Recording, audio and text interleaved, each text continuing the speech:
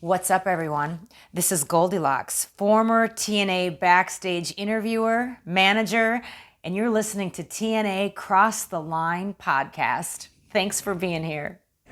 TNA Wrestling, Cross the Line.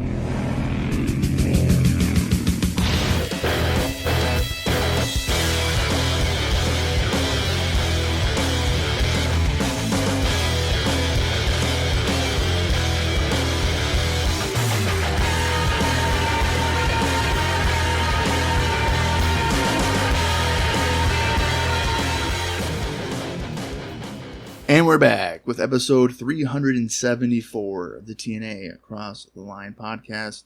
I'm Bob Colling Jr., and with me, as always, is Dallas Gridley. In Dallas, we are heading towards Hard Justice, which is taking place in just a couple of weeks, where Samoa Joe has been confirmed to defend the TNA World title against Booker T inside the Six Sides of Steel. Now heading into this week's episode of Impact, which is the July 31st, we don't really know much of what to expect this week.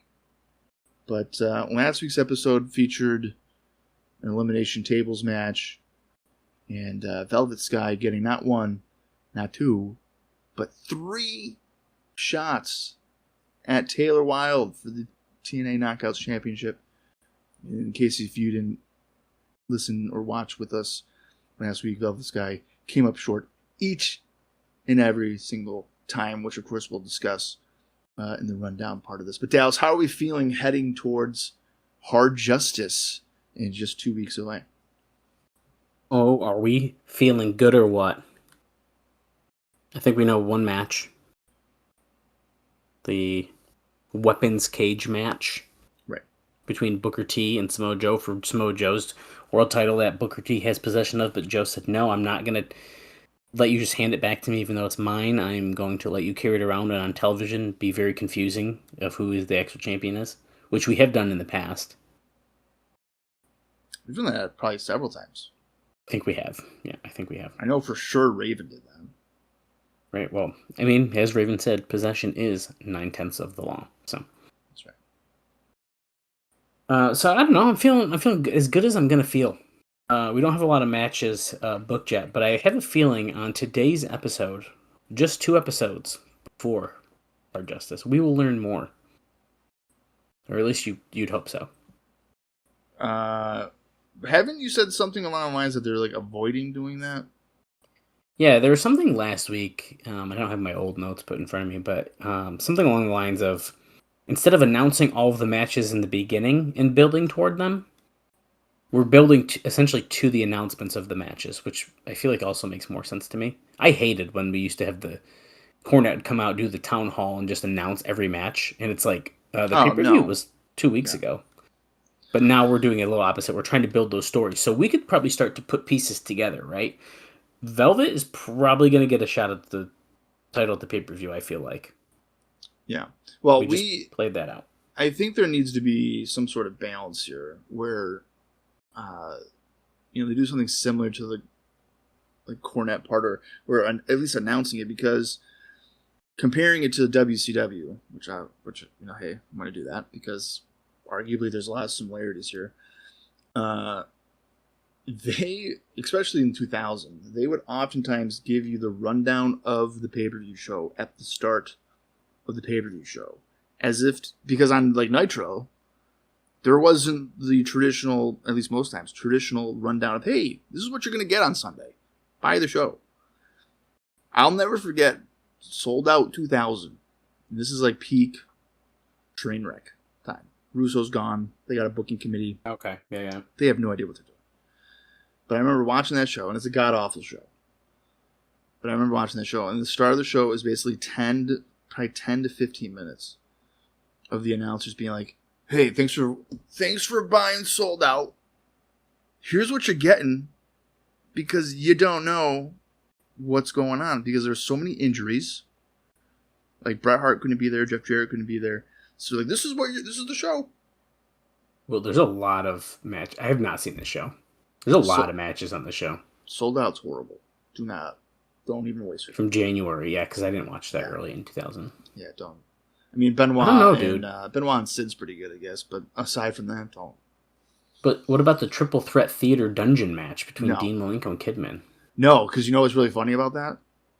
So the whole premise of that is that you cannot go to the floor. You have to stay in the ring. Let me guess what they do. So if you go to the floor to stall, you lose the match. Dean Malenko rolls to the floor about 2 minutes in, and there's no way to cover it, so he loses the match. Oh my god. And I think that's his last WCW match ever. Before he wild. jumps to the WWF. Yeah. It's pretty bad. Oh yeah, because is this like when? So this is like right before him, Benoit and Perry Saturn jump. Yeah. So yeah, it's the last appearance for. I think Saturn's on that show. Yeah, Saturn's on that show. He fights Kidman in a triple threat theater bunkhouse brawl falls count anywhere match. Yeah. So there's that, and then Benoit wins the title, and then there's no. That was like, please stay, even though they like granted the release, so they could have forced him to stay, I guess. But they dipped out. And then they did Kidman versus the Wall in the triple threat theater cage match. We need to hang out and watch this show. Absolutely not. The Wall, I don't think was originally in that. I think he was a substitute for somebody, maybe because Kidman's fighting the Revolution. It might have been Shane Douglas that was supposed to be in that. I don't know, but it was not. The Wall was not original.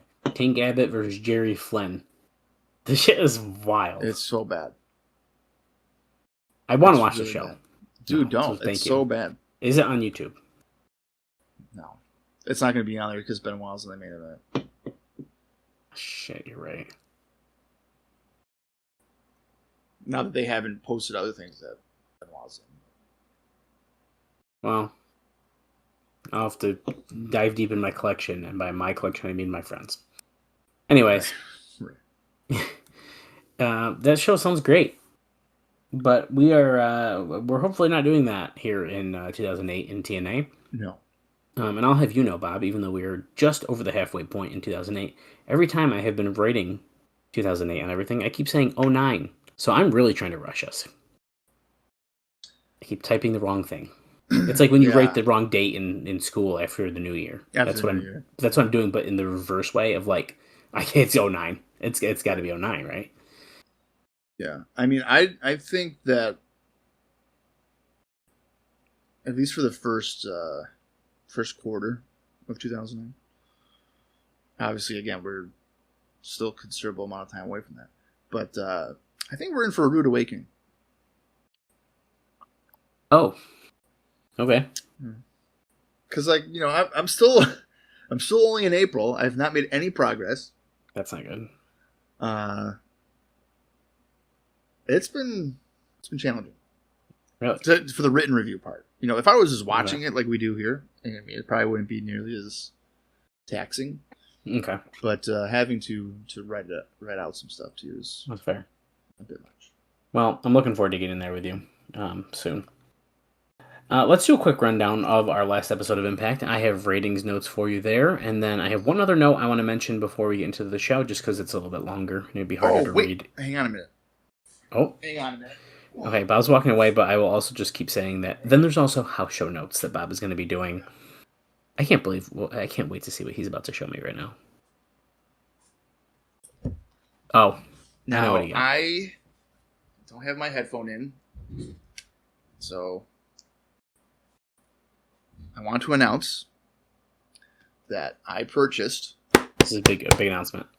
I purchased the Total Nonstop Agony, The Rise and Fall of TNA, written by Vince Russo. And Dallas has not. I keep going to the website, though. Just buy it off Amazon for half the price. I know, but cool autograph version. Yeah, dude, whatever. Anyway, what I think... I guess if I buy it off Amazon, if I ever met him, I could still get it signed, huh? Oh, crazy.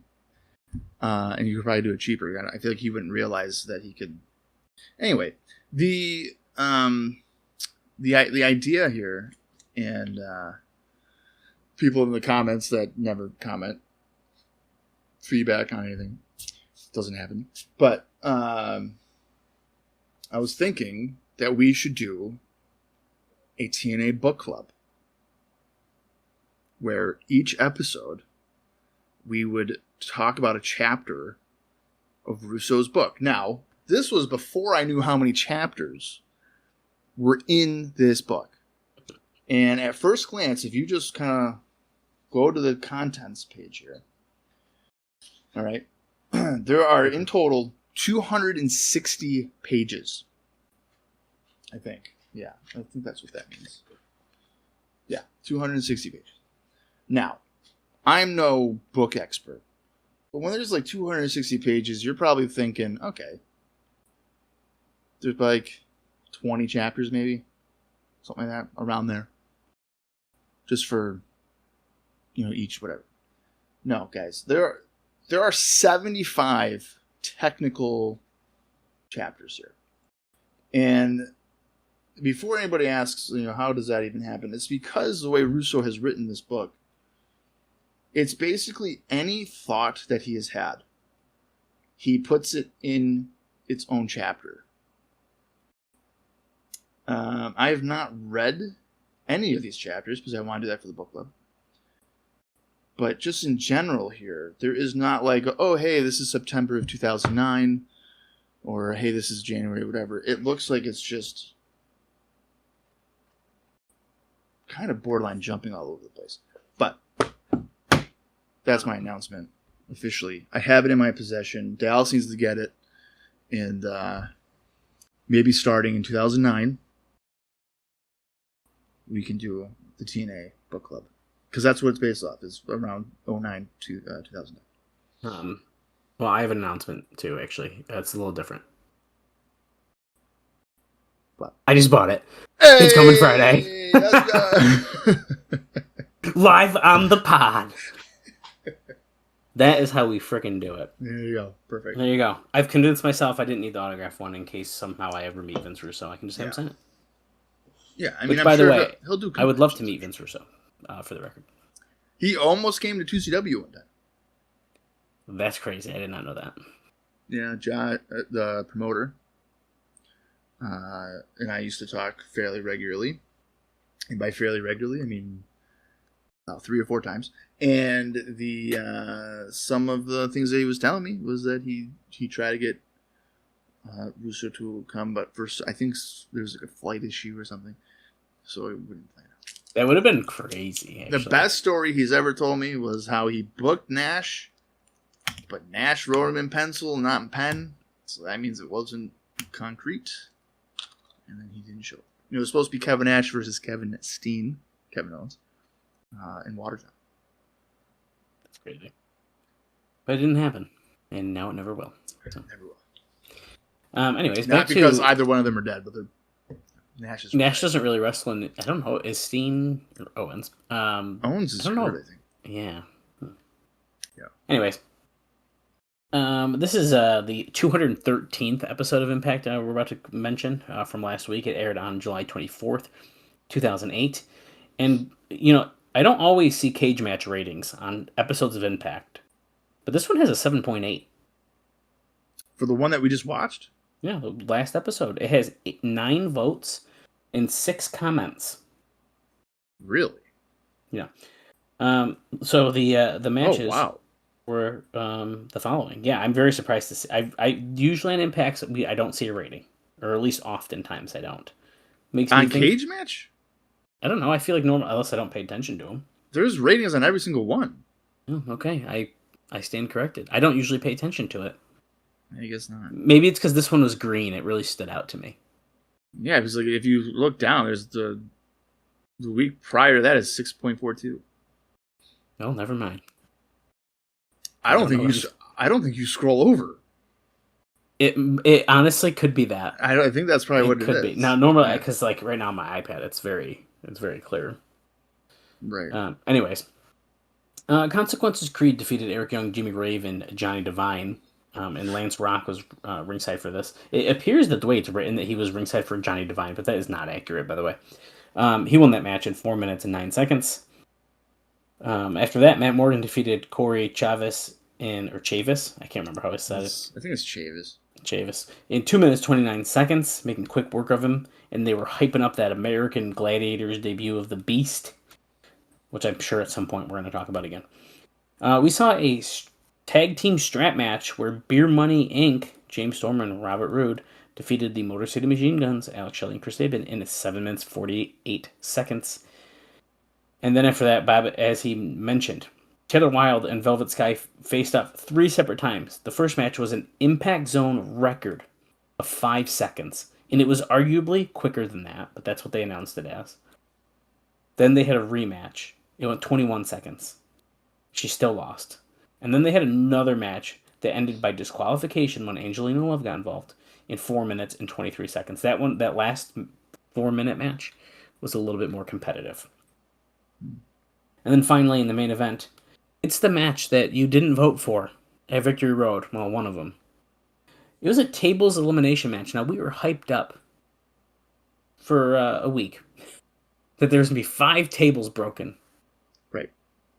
And I'll be honest with you, I don't remember how many broke, so I can't even make a joke about that. But Kurt Angle and Team 3D defeated AJ Styles, Christian Cage, and Rhino in 15 minutes and 1 second in that elimination match. Yeah, wasn't it 5?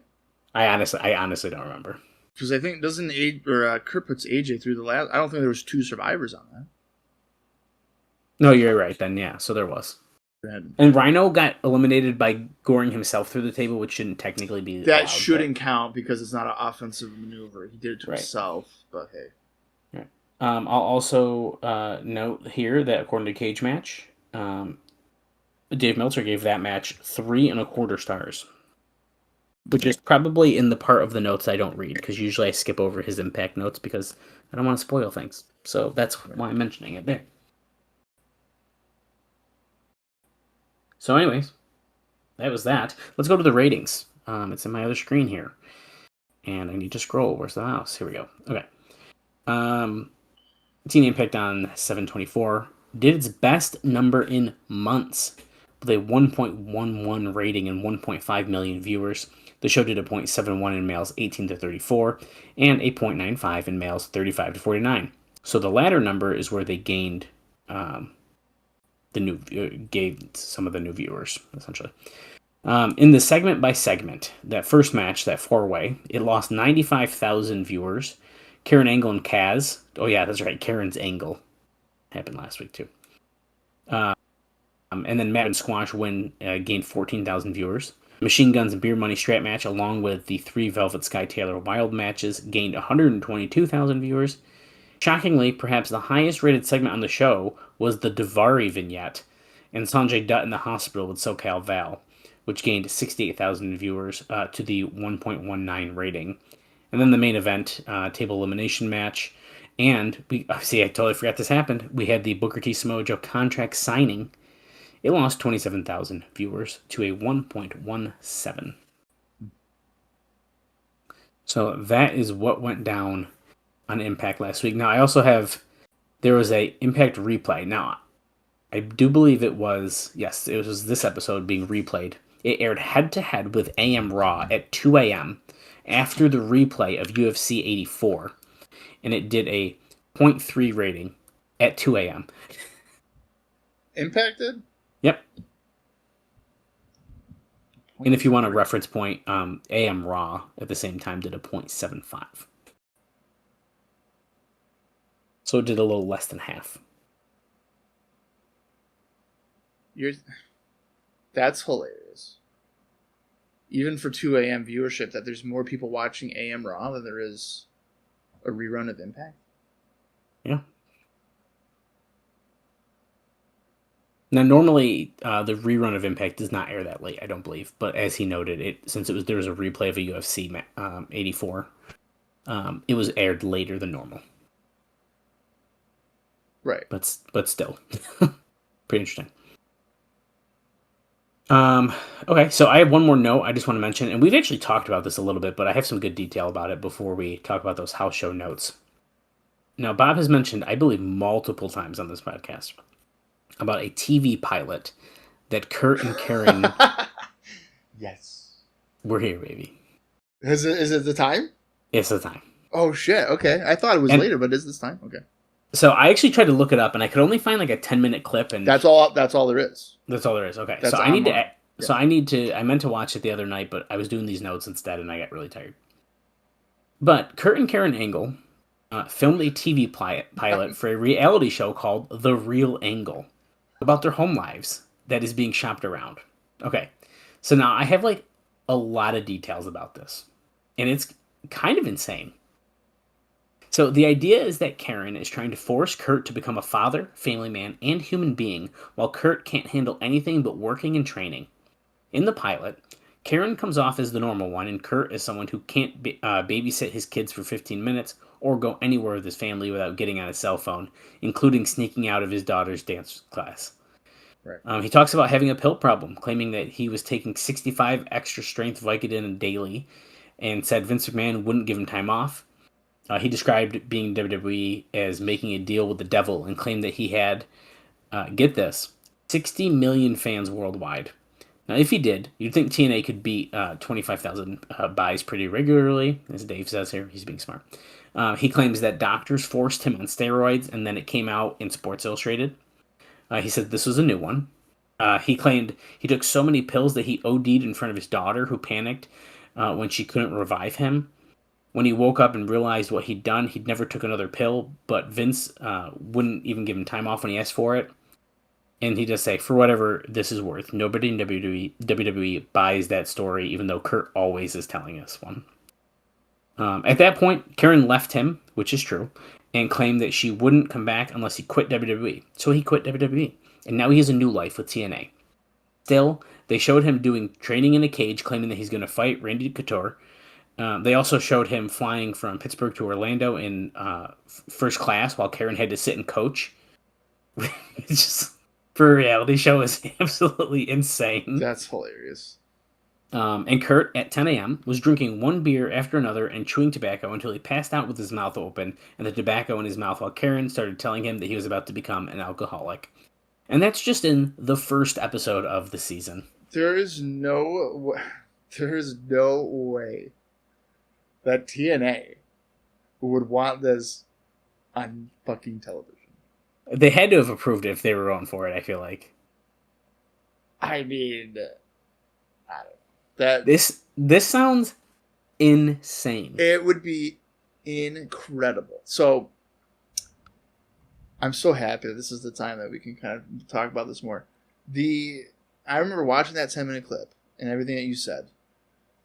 And there's even a moment, there's like a moment where, and maybe I'm wrong, maybe I'm making this up, but I'm pretty sure it happened, where Karen is like trying to like get sex out of Kurt.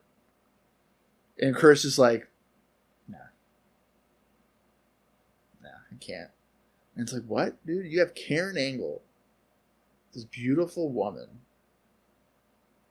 who, by all, at this point in time, they're separated. Right? Well, so according to Darkseid, they're technically separated. It's so funny. I mean, then they're shooting this pilot of the show.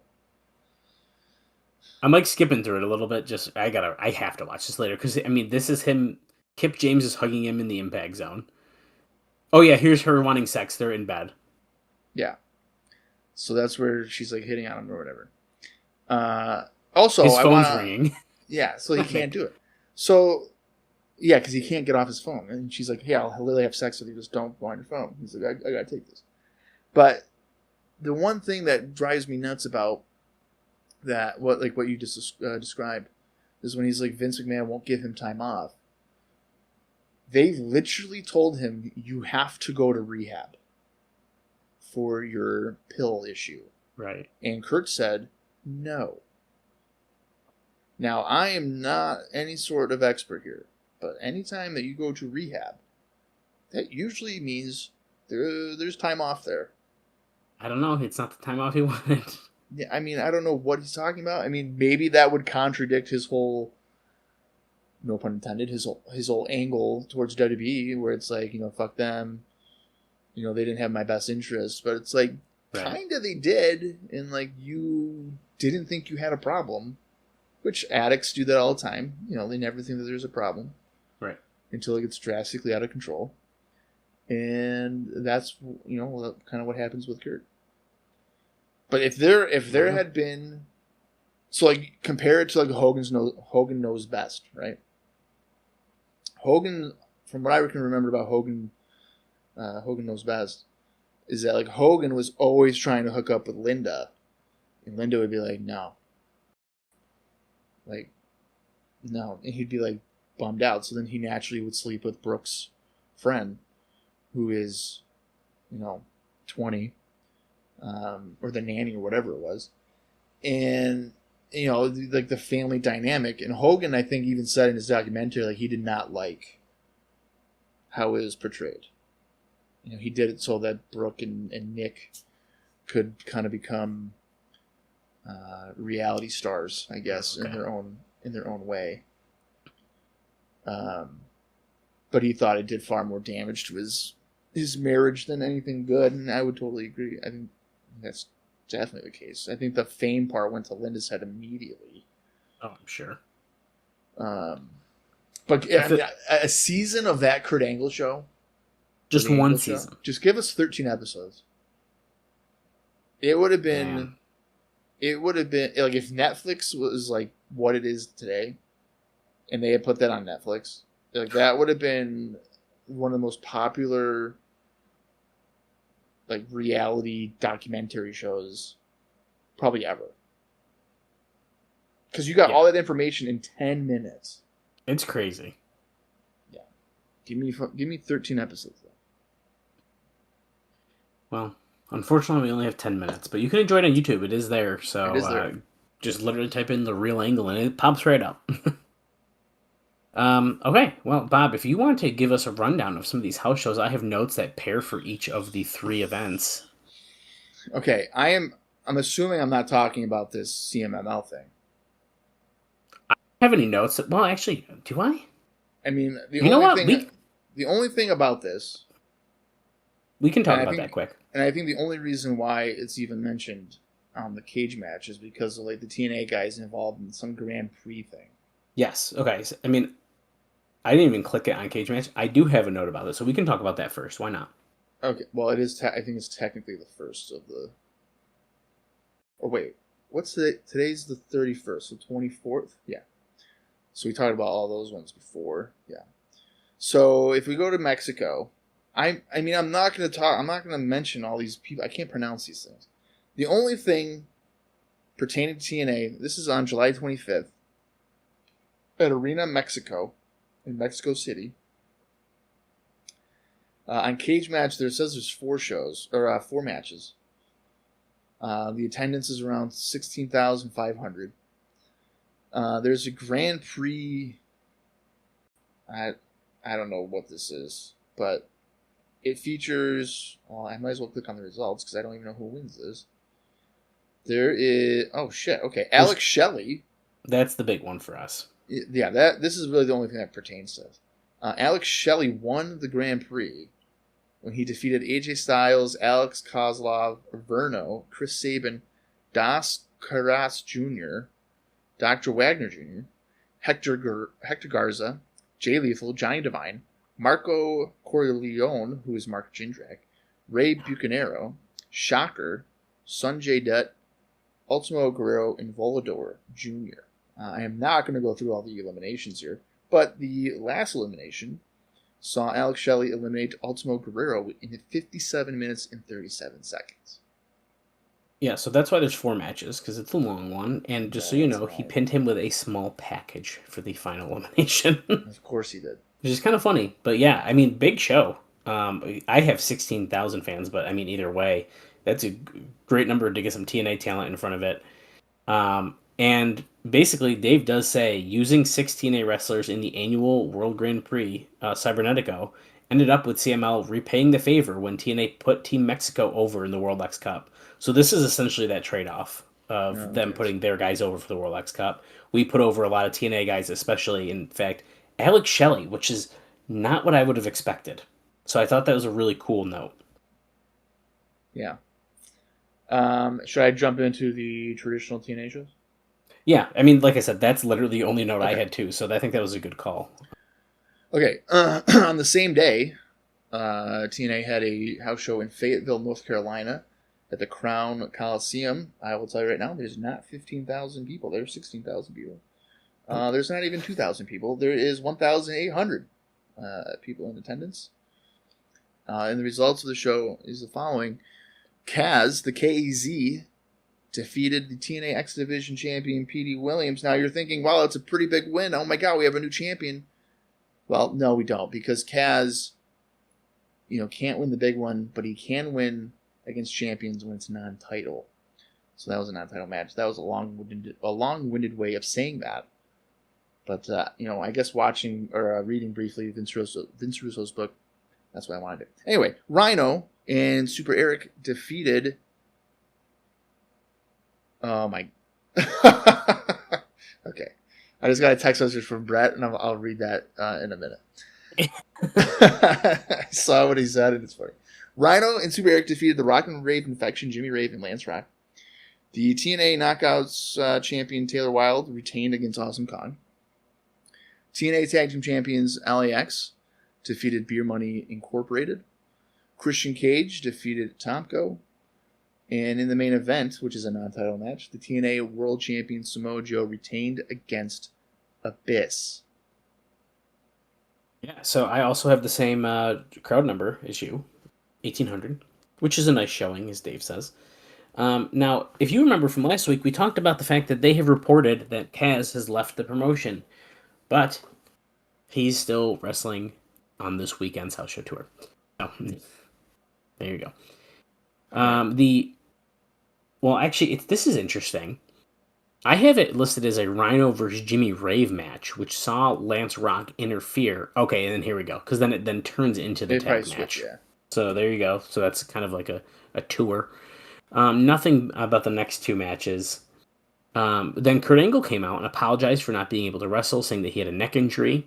He gave the same speech where he tells people he told Vince McMahon to kiss his ass and that TNA would be kicking WWE's ass in a few years.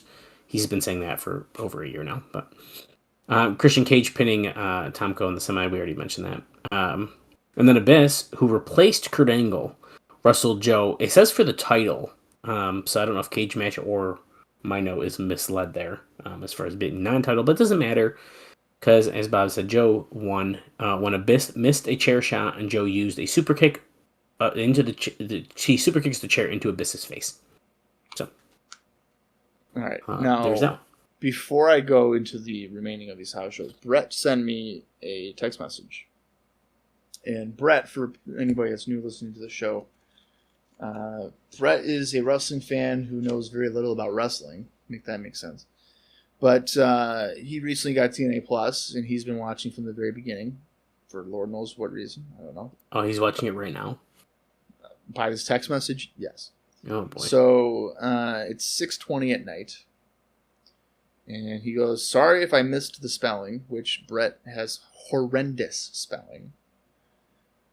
And he goes, do you like Sonny Suzuki? Now, he's obviously talking about Sonny Siaki. Right. But he spelled Sonny Sunny. So like actual Sonny. Yeah. And then Siaki's not even close. He spelled it Suskie. Sonny Suzuki. Wow. Sonny Siaki. It's impressive when they have the names plates when they come out. Right. That's really funny. And yes, we do like Sonny Siaki.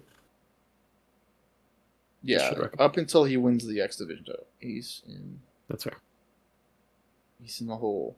You won't even know what I'm talking about there. No, you won't. All right, let's go to July 26th, 2008, in Florence, South Carolina.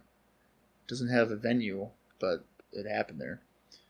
The TNA X-Division Champion Petey Williams defeated Kaz in a non-title match. Rhino defeated Robert Roode. James Storm defeated Eric Young. The TNA Knockouts champion Taylor Wilde retained against Awesome Kong.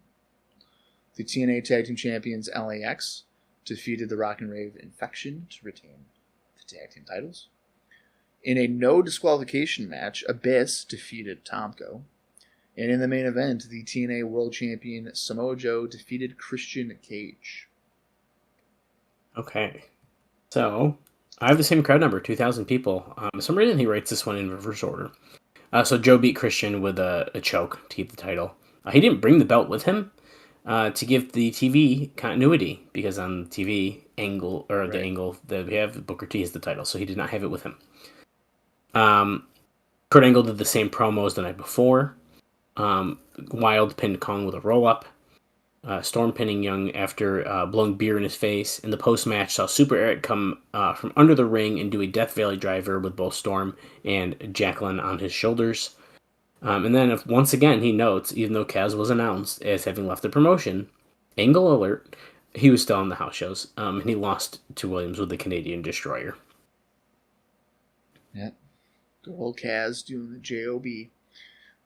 Let's go to our final house show of this run, July 27th in Kenansville, North Carolina, with the attendance of 1,250 fans. Again, there's no venue listed, but it did, in fact, happen in that town.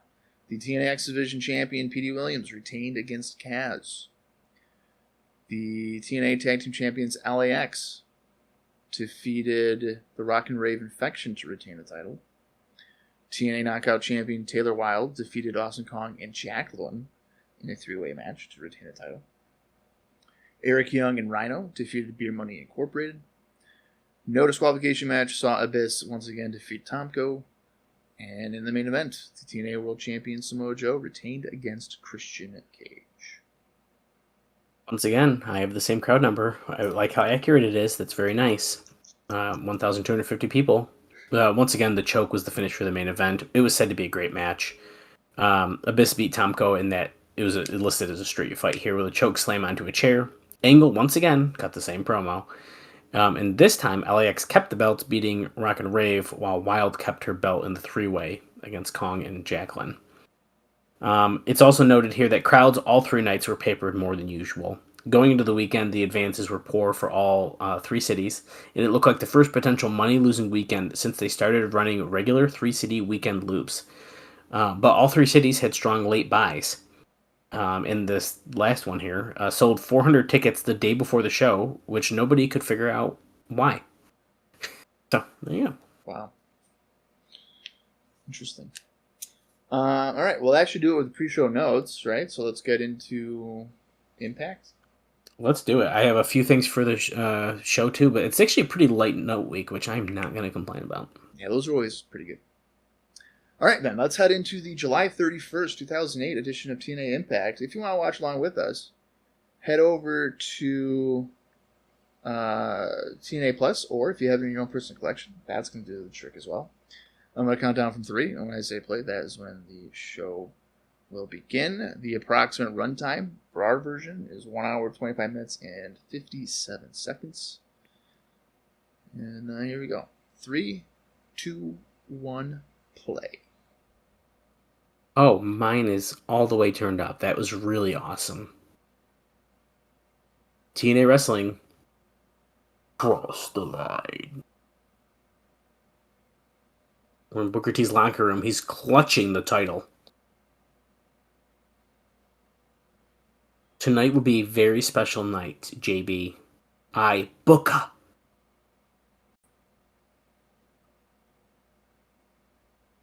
Okay, he's going to give Samoa Joe a personal tour of his six-sided ring of steel. He's kind of talking like Broken Matt will eventually talk, huh? You think there's a little inspo? A little ring of steel?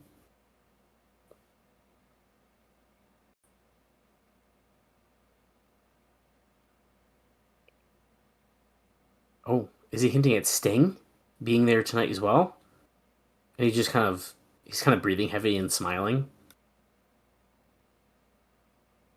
JB is ready for some champagne as well. Charmel is like falling out of that top, by the way. Look, they're giving him just a little bit of champagne, and JB tried to get some. And he said, "Excuse me, we need a little alone time," and it's exactly that. It's because her top is coming off. It looks like. It's not looking good.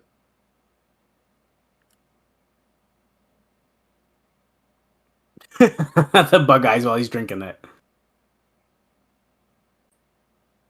It's so funny because like she's not acting any different, but like he's being like a psycho. Oh, look at this! Oh, the video game. Look at our intro. That is all video game footage. Hang on one minute. Whoa. Oh hell yeah! Bob's got more stuff to show us. Hell yeah! He's going away. God, I'm itching to play this game now. I will say this. This game looks great on console. It did not look super great in this footage looking back on it, but... Okay, so... I was going to do this, and I totally freaking forgot. There is a great quote in the Wrestling News, or the Wrestling Observer. I think I'm drunk, by the way. I've had 2 high noons, so if I sound weird... Oh yeah, he's drunk for sure. That's why. Just make sure you turn the other way when you're talking, too. I know that. We have a number 1 contenders tag team match tonight. We're getting the tour of the 6 Sides of Steel, and now it looks like Beer Money's coming out. Number 1 contender match starting us off. Beer Money Inc. Oh wait. I kind of thought they already were the contenders, but okay.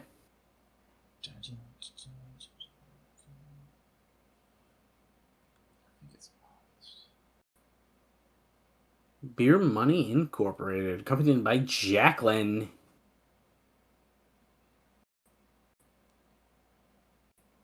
Oh, it's all about the beer and the money. All right, are you ready for this quote from Booker T? Oh. I thought this was very interesting, considering where we're at in his career. Okay. So this is from the August 28th, 2000 edition of the Wrestling Observer, and I have the physical book that I bought off Amazon. Totally I do like that you're casually reading it. Yeah.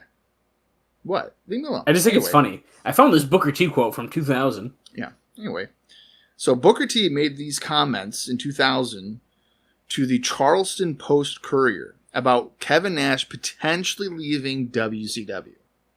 Okay. He goes, quote, "Let him go. You think he can go up there and run with those young guys? You think he could run all around the building with Triple H like they do up there and take suplexes on the walkway? These guys aren't capable of doing that stuff anymore. These guys have nowhere to go, and if they keep working WCW like they can, WCW is stupid. And that's the bottom line. If they want to go, let them go." Now, holy shit. I find that incredibly ironic because you could make some kind of argument here that in 2008, Booker T is not the same Booker T from 2000. I'd say so. In terms of ability and keeping up necessarily with even like the TNA style. For him to say that about Kevin Nash, and then even hearing what he said previously in regards to, how he treated TNA like a vacation. Right. He is essentially doing maybe exactly what Kevin Nash had done with his quote right there. Yeah, I would say that's pretty accurate to say, to be honest with you. So it's kind of interesting how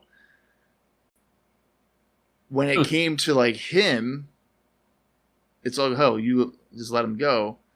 But like, I'll just treat TNA like a vacation. Right. Yeah, it's very, very interesting. We also are, by the way, getting Beer Money versus Rhino and Christian Cage. That is the number 1 contenders match that we are currently watching.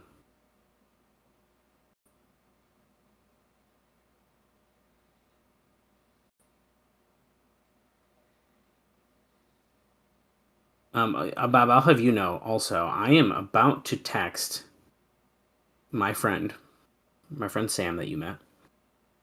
Unbreakable 2005 three-way, so you can watch that tonight. Oh, I mean, that is a good match to have him watch. I've been giving him some more current stuff, but I am giving him a throwback Tuesday. I remember I showed that match to Billy before he went to an Excite show. I think it was his first Excite show. When Cody was there. Oh, yeah. And I showed him Unbreakable, and he lost his mind. I mean... He was like, what the hell is going on here? And I go, yeah, man. There's like other better stuff than WWE. Yeah. That was like, I mean, we watched that in like 2017. So. Right. Yeah. James Storm has control of Christian Cage here, by the way. When we rewatched Unbreakable 2005 on this podcast, which, holy crap, how was that 3 years ago? I know. What the fuck? It kind of blew my mind. I mean, it's very good. Cage with a cutter off the middle rope. But he can't put James Storm away. Yeah, I mean, if we had done star ratings back then, which just bringing it up makes Styles mad. I mean, we probably would have gave that 5 stars. Oh, absolutely. I mean, it is a 5-star match. It was the only 5-star TNA match, according to Dave Meltzer, right? Until Josh Alexander and Will Ospreay had a match in like 2023 or something. Yeah. Which I would disagree with, because I think we've seen at least 2 others I can think of that should have been considered that as well. What would be at least the other 2? Samoa Joe, Kurt Angle. I'm having trouble remembering if it was the first or the second one. I think it was the first one, isn't it? That we really liked. As a 5-star? Yeah, dude. Samoa Joe and Kurt. What? Yeah, dude. Go back to where we have the ratings for that, don't we? Oh my God. Okay. I don't think so, dude. And then we did rate it 5 stars, but we're getting across the line. Oh no, Best of the Bloody is a Brawl Volume 2 DVD thing, available Tuesday. James Storm versus Chris Harris. Oh yeah. Yeah. That is, in fact, a 5-star match. Yeah. Where the frick do I look for this? What was that? 2000. We didn't do it in 2006, though. This is the problem. I thought we did. No, we did in 2007. Oh. That's what I mean, is like... So I can tell you what their last... of the 3... Oh, shit, yeah, because it would be November and December. Because that's the Iron Man, yeah. Because I'm pretty sure the first one, it was like, damn, that was really good. I think you're right. Unless we said out loud, like, that's like 4.5. I don't remember. I get both of those matches mixed up, but they were freaking good, dude. Yeah, there we go. Texas Deathmatch. We both gave it 5 stars. Yeah, that does not surprise me. Brett has sent me another text message. Okay.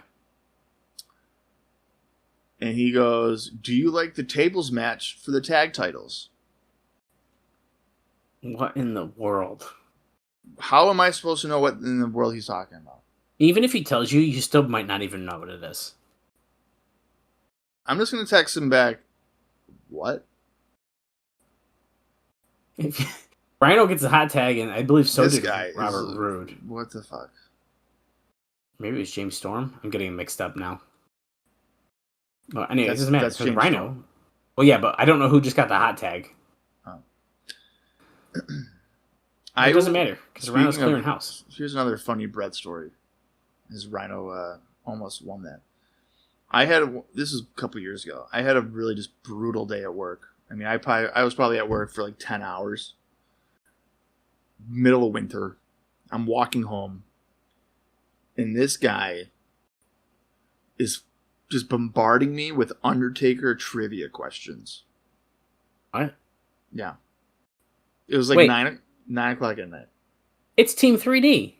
Oh, I think we know who's winning this one. Who's that? Oh, there's Johnny Devine with a kendo stick, but that's not going to work. That SOB, dude. Storm's got it. Gore. Oh my God, is he going to win? Gore. Where's the ref? Come on, Earl. Yeah, but look at his... yeah. His fucking feet. Yeah, anytime your feet are hanging off, you're getting pulled out. But Brett literally was asking me trivia questions of The Undertaker. And it was one of the only times I've ever snapped at him. And I was like, buddy, what are we doing? Do not ask me Undertaker trivia questions again. Yeah. Especially when it was like, who did Undertaker fight in a Boiler Room Brawl at SummerSlam 1996? It's like, I don't know. Mankind? Brother Devon came out and then it got like obscure. It was like, who did he wrestle on the June 10th, 1997 edition of Raw? Like, I don't fucking know. That's some shit you would know, though. Hate to tell you. Well, that's why you probably asked me that. But yeah. It's like, I don't care. Okay, so Cage and Rhino had control, but now Robert Roode used the kendo stick, and now 3D on Rhino by Team 3D as Jacqueline had the referee distracted. And I believe James Storm sneaking in for that pin. Here we go. Here we go. 1, 2, 3. Storm and Harris defense. Brett. Okay, that doesn't really narrow it. I don't know, Brett. What a funny guy. All right. Well, Beer Money Incorporated have earned another title shot. I'm assuming this is going to be for Hard Justice. They just said that. They just said it on commentary. Team 3D. That's probably just going to mean a fight with Cage and Rhino, which is not a surprise. And we've kind of already joked with the idea that maybe they're going to do that Falls Count Anywhere match anyways. So then we got all 3 matches that we could have voted for. Christian's on the mic. Yeah. You screwed us for the very last time. I'm thinking this right now. Yeah, Hard Justice. 3D versus Rhino and the Instant Classic. In your backyard, New Jersey. A New Jersey street fight. Wait, what? I thought New York was their backyard. Well, they kind of count them all together.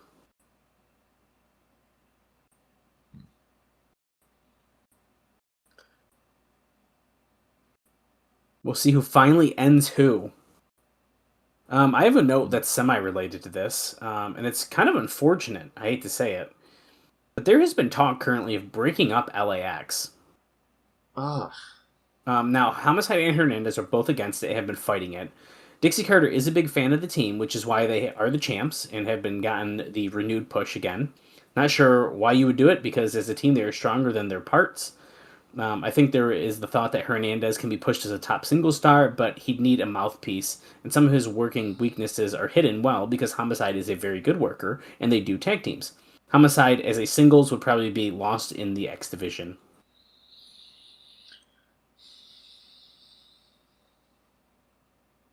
The Rock N Rave Infection are being interviewed backstage about fighting, sound like Shark Boy and Curryman? That's what I think they said. I completely agree about Homicide. He would be absolutely lost in the X-Division. And then the Hernandez part, I mean, you would really have to think about that. Is he... Could you picture him winning the world title? No. I hate to say it. I mean, I think if you split it, because you don't have a secondary title. This is the thing. This is one of my issues with wrestling, and how people other people fantasy book these kind of things, right? And I feel like that's what we're reading. Just because Hernandez is a very large man, right, does not mean he needs to win the world title. But unfortunately, I have a good example, and I'm a big fan of this. Who I'm about to say, so this is not a shit talk. But Brian Cage looks absolutely insane. He's a great worker. Is he a AEW World Champion? I don't know. But people will say yes just because how he looks. I'm just saying that's unfortunately not how it works. Well, I think at one point Brian Cage had certainly a better chance of winning that title compared to now. From a in AEW perspective. Yeah. Maybe he had a better chance, but that all being said, look where he did win the world title. TNA. So depends where you are. So I'm just trying to wrap my head around the idea of Hernandez. You have a roster that's got like Kurt Angle, Christian, Sting, Joe, Jarrett if when he comes back. Booker T, Nash. I mean, there's so many guys that could you see Hernandez on the same level as them? And I think it's probably a tough sell, really. I couldn't tell what Jimmy Rave just said. I don't know what he said either. We love you, Cleveland, maybe, he said. Who wants to get infected tonight? First from Japan. He's hot. He's spicy. Great. Konnichiwa. Damn, dude.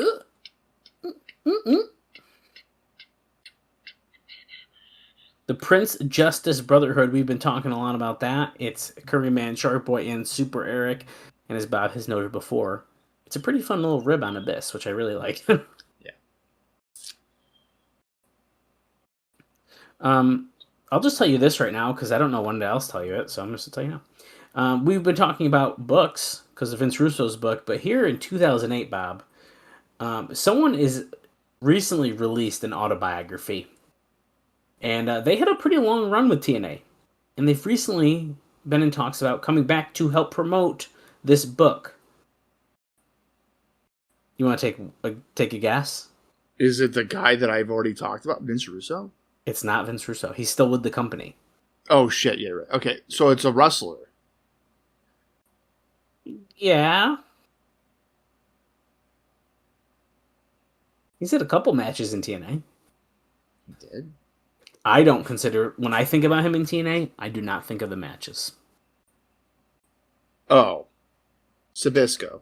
It is Larry Zbyszko. That's right.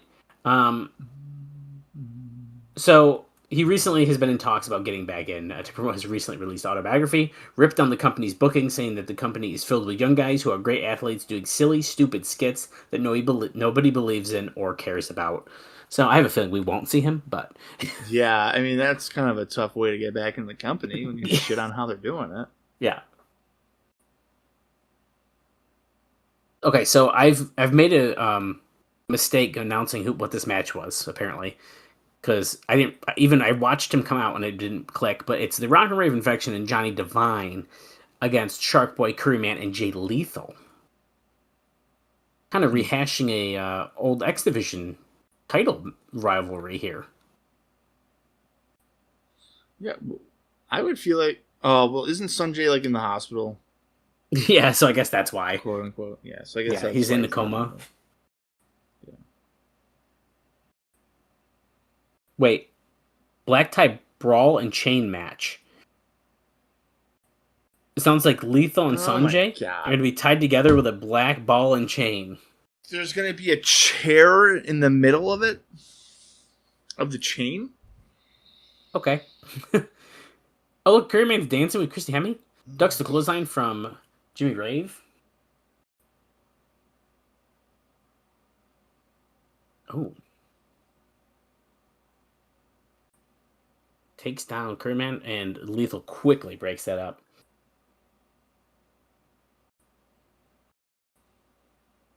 Late breaking news about Hard Justice. Oh. It's on TNA Mobile. 76,000. If you text TNA to that, we will give you some tea about Hard Justice, which in reality probably isn't much of anything, but we'll give it to you. Your text message rates do apply with that.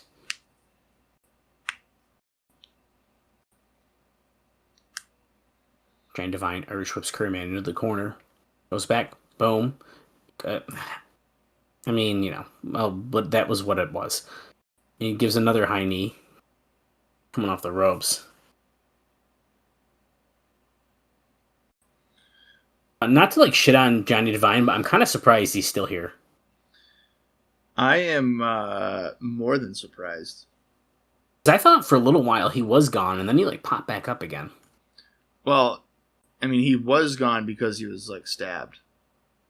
No, that's not what I'm talking about. Recently, I feel like after the X-Division feud with Lethal and stuff, I feel like it got quiet for a little while. Yeah. Oh. You know who I miss? Who I wish was still with us? A1. Oh, I mean, that's a given. Matt Bentley. Well, I mean, I would agree with that, but I think that he definitely checked out when he went. Well, did you see what he was? Listen, serotonin. I'm not disagreeing with checking out. I'm just saying, serotonin. When I was younger, I thought was really cool because they look really cool. Because you're an emo kid. Watching in 2026, it fucking sucked. Yeah, it was not good. I mean, it was not good. It was bad. And I love Raven, dude, but that was bad. I mean, the whole point of it was they lose and get beat up. And they liked the pain. But if you like pain, then you really shouldn't be losing. I have no idea. Curryman just tossed Shark Boy to the floor to take out the Rock N Rave Infection as Johnny Divine is stomping Jay Lethal in the ring. Double underhook? Divine intervention? Is he going to hit it? No. Lethal combination. 1, 2. And he gets the win with the combination. Dang. I mean, that was the move that he was using when he was Ring of Honor champion for what felt like 4 years. I was just about to ask you that. Wasn't he using it for his finisher, right? It's either that or when he would do the handspring thing. Yeah. Yeah, that's the one I remember a lot. Lethal injection. That's the one I remember a lot. Yeah. I think I could be wrong. I don't know. I haven't watched enough of that era of Ring of Honor, but I think the lethal combination set up lethal injection. I can see that. He's asking Val to come into the ring. This isn't good. No, he's going to give her a pile driver. I want a divorce. Could you imagine? How about we try this again? Will you marry me? Oh, is that he is doing it? He's getting down. Oh shit! So they did not officially get married. Val, I love you. Oh shit! She's not wearing the ring. Oh, well, he's asking, "Where's the ring?" I must have lost it. God, but Sanjay took it and he sniffed it. How did you lose it? Lethal's oh my god, out. he's gonna snap. He's gonna pile driver on the floor. Oh my god, Val, I don't think you ever wanted to marry me in the first place. Whoa. Swerve. Lethal's leaving Val. Oh my god. Wow. We're with Lance Smith backstage. I don't know who this is. Yeah, it's a country music TV guy. I saw a fish guy back here. Everyone's around here's pretty normal, and then Super Eric comes in.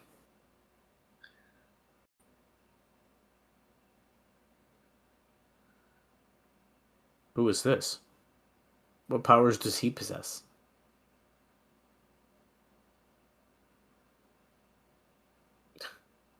Those two youngsters, once so in love, but now he was getting like, oh, his brain hurt? Brain flash. We must find the ring and save the love. Oh, okay. What a tie-in. The superhero is going to help find the ring. And then he leaves. Okay. Interesting. Well, that happened. So he's going to basically just go to Sanjay and get the ring back. Yeah. Look at this little video package here. Everyone's dressed up in like mobster outfits in like an alleyway. It reminds me of that Royal Rumble they did with all the wigs on. Do you remember that? What happened? The Royal Rumble video where everyone had like wigs on and they were like fighting. If you saw it, you would know it. Like in the train? Maybe. That just reminded me because they had them all dressed up like mobsters. Right. I think you're talking about... No, you're thinking of a different one. Well, there's like the Roman Coliseum one. Nope, that's not what I'm talking about. It was like 2008 Rumble when they're like West Side Storying it or whatever.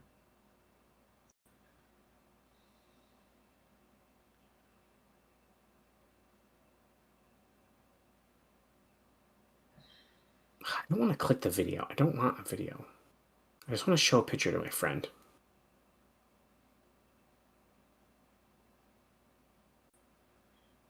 All right, Samoa Joe is hoping that there's 3 of them in the cage tonight, being Booker T and Sting and himself. I thought he was going to say Sharmell too, but yeah, it is the West Side Story one.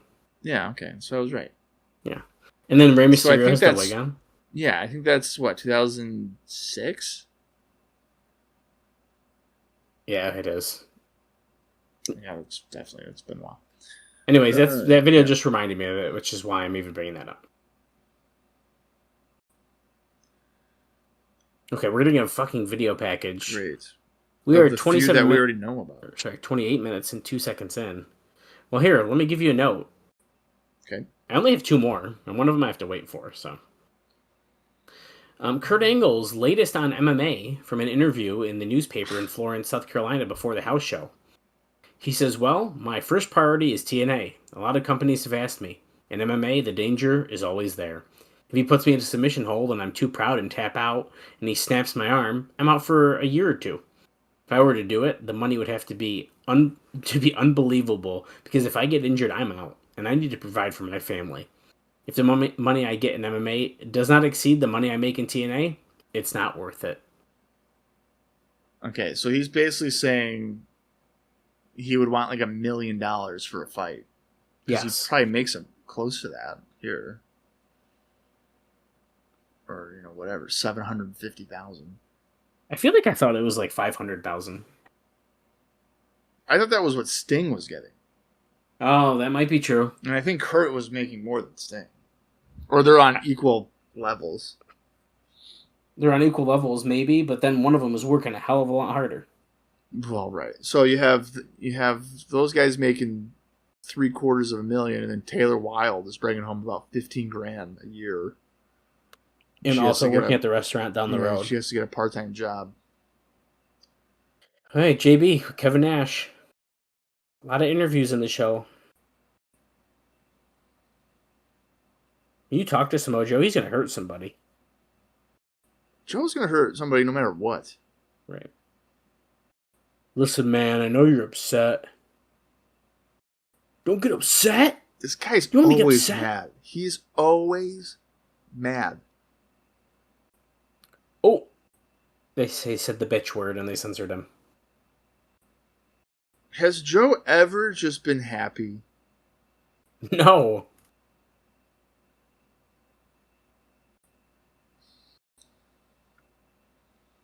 I know it was Sting, Kev. I knew it. There's 2 of them. There's only one of them that you described. It's me and you. I got your back, man. Oh, wow. If we're going to go to war, we got to have a plan. That was quick convincing. Yeah. He just said, you have to have, I'll have your back, and then we can go there. Booker T's coming out. That means that the cage is probably up. I think it was. Yep. When I it was, that. Yeah, we saw. Oh, are we going to get video game footage the entire rest of my life? Yeah, we have been this whole show. Christian Cage came out for one. Great. Now Booker I'm really T a fan is. of that. I like how they're showing it, but they have yet to mention, hey, you should buy our video game. Pre-order the game. Right. They're just like showing it as if I know what that is. I do, but I've never played the TNA video game. dude, we got to get together and do that. We're seeing Victory Road footage. They should plug the video game and be sure to say that Low Key, also known as Senshi, was the voiceover of the main character. And he doesn't even work for the company. Yeah, that is true. All right, It's so pretty the cool. cage is up. We've got weapons. We've got ladders, a chair, a table, kendo stick, trash can lids, cooking sheets. He says, "This is my 6 sides of steel with weapons." Yeah, I mean, no shit. Booker T doesn't strike me as like a hardcore guy, but okay. Yeah, that's true.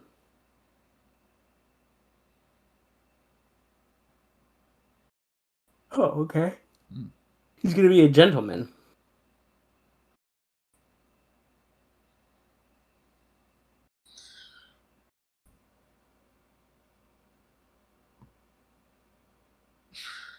My 6-sided. I don't know if I like rings. that he's gonna give him a tour of it to be like, what? This is a trash can. This is a trash can lid. Right. This is a steel chair. This is a ladder. This is a table. Well, the thing too is that like Joe has been in a cage match. That's what I mean. This is kind of weird. I promise you tonight, the lights will not go out, and I promise you that. Here comes Samoa Joe. Are we getting video game entrance? Absolutely.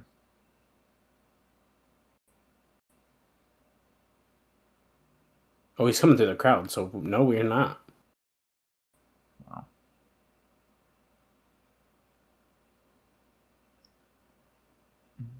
You are sadly mistaken, my friend.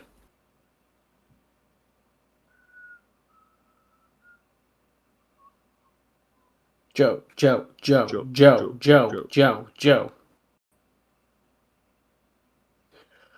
Booker! You want me to get in the cage with you? He has something in his hand. If I get in that cage, I'm beating the living hell out of your ass.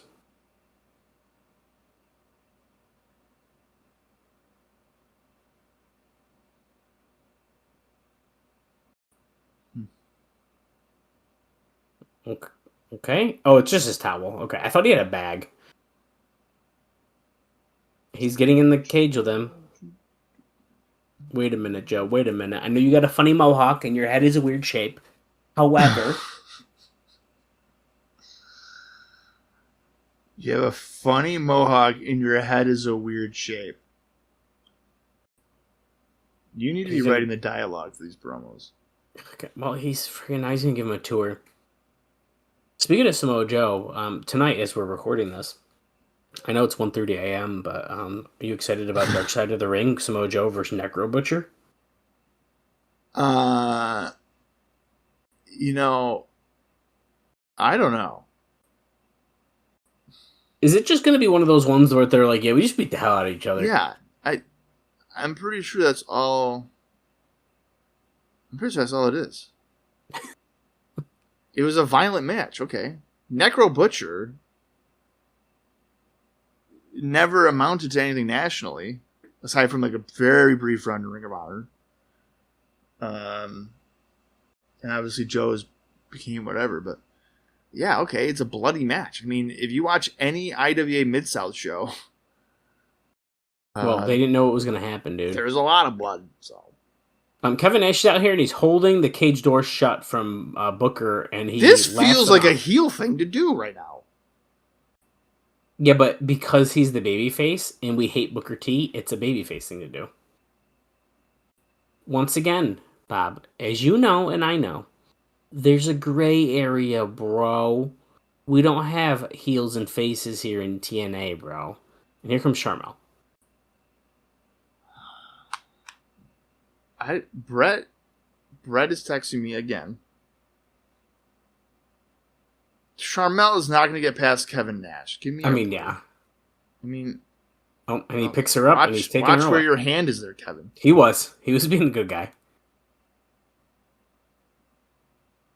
Yeah, oh, look at he gets to his feet though. Oh, look the at bat. this. Oh, the bat just came down from the ceiling. Well, you know what? And this is Joe's fault. You don't turn your back on a guy in a weapons cage match. Right. What the hell are you doing, Sting? You know what's funny is 2 episodes ago, Bob, of Impact, it was titled Why Sting Why? It was the night after Victory Road. Sting does not appear on that show, and I thought that was really funny. And the reason I bring this up is because I just did all of our social media posts for that, which you can enjoy if you follow us at Cross the Line TNA or at TNA Cross the Line Pod. But, yeah, so he didn't even show up. And here he is again. What are you doing, Sting? Technically, that could have been Frank from production. Right. What is this? It sounds like a Davari promo once again. Oh. Talking about all the poor people. Do I feel bad for these people? Do I pity them? No.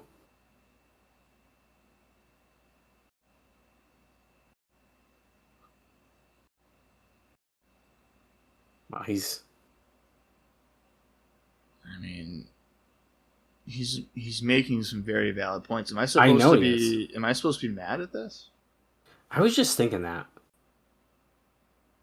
The idea that this man is a heel in 2008, if he's saying this stuff right now in 2026, he's a mega babyface.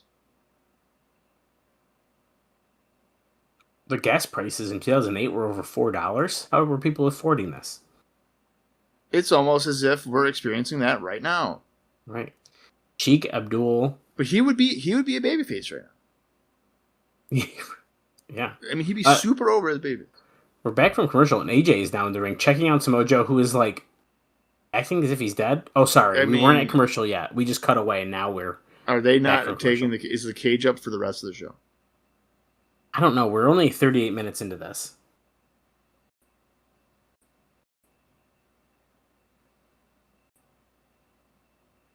Who does he want, Sting? Yeah, Sting, you might be up in the rafters for all I know. Well, I mean, he does live up there, AJ.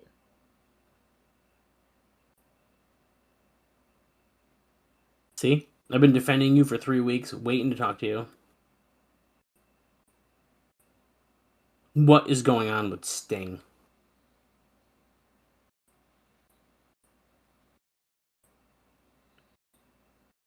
I want to know what's going on with Sting. We're all going to know. What the hell are you doing, Sting? There's a reason for your actions. He's doing what you said Sting does and keeps saying his name. I was just gonna say, dude.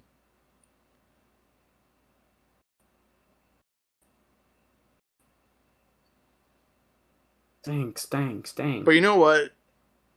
Realistically, I'm pretty sure like Triple H used to do that too. In like 2000, he'd always be like Rock. Yeah. Rock. It was just. That's so funny.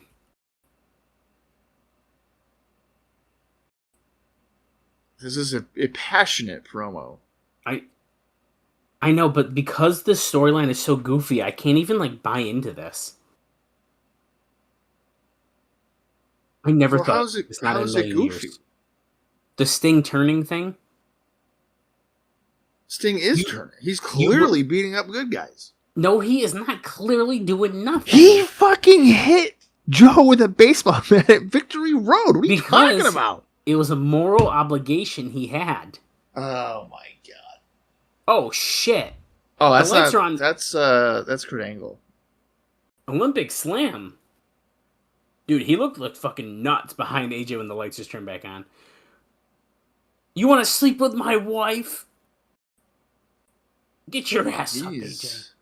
He will not let this affair go.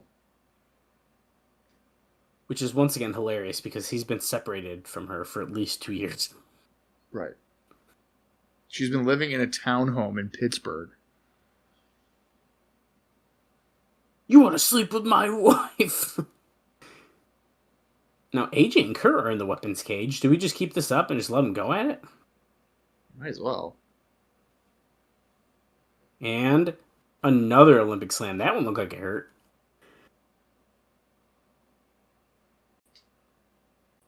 Straps are down. One more time. Get your app up. Oh, I think he called him the P word. Oh. Piggy? I think he called him a pussycat. Oh. Bob with the ASMR. Pussycat. Pussy meow. Cat. Kurt is lining up. We're milking this one. AJ, get up. One more time. Get up. I hope he counters the third one. Gives him a Styles clash.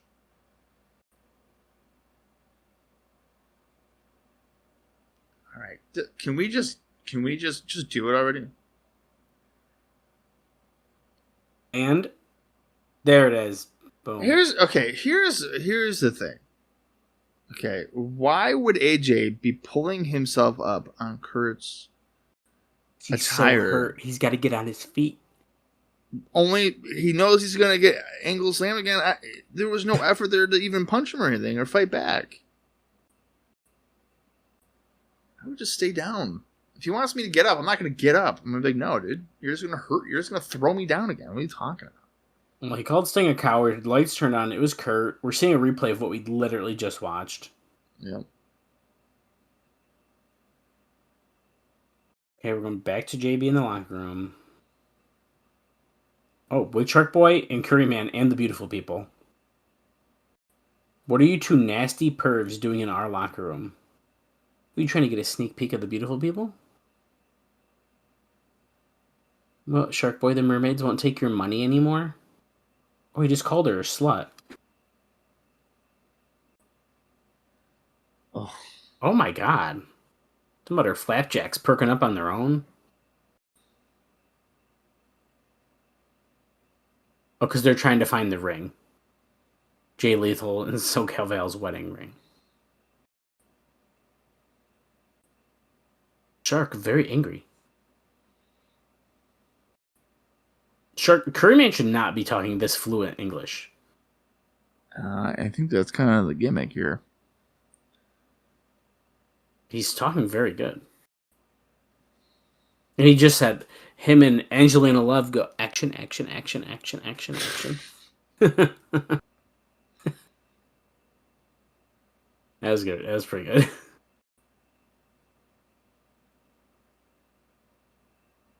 Well, Shark Boy's gonna come stomp fishing holes in both their dumb blonde asses if he finds out they're lying. Oh, maybe after I show you how delicious I am. That is a great line. Because he's hot and he's spicy. Apparently delicious.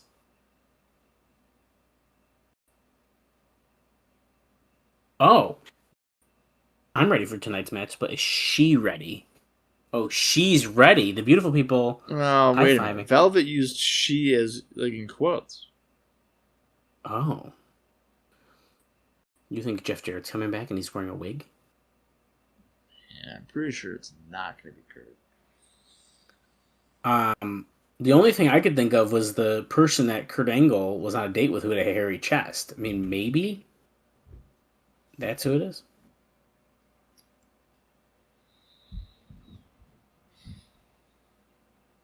I don't know who they're... I have no idea. Like, actually no idea. There.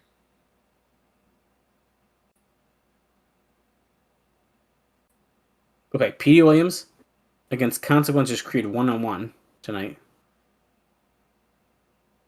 And we're going back with Lauren, who's with Petey and Rock Khan.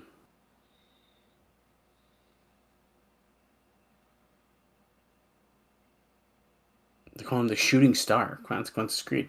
How'd you prepare for this? He's talking about his workout routine.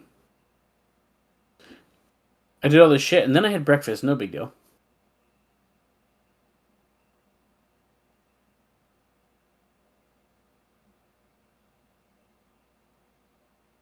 I feel like Raka Khan has been almost completely useless in her role, by the way. Yeah, I think that's pretty accurate. Was making Batman and Robin jokes about Mr. Freeze. I'm gonna kick your eyes.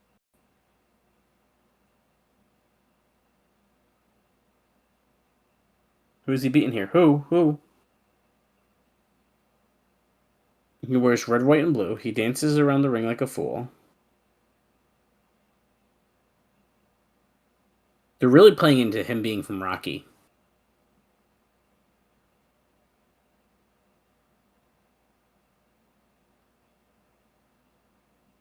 You have to do a damn thing first.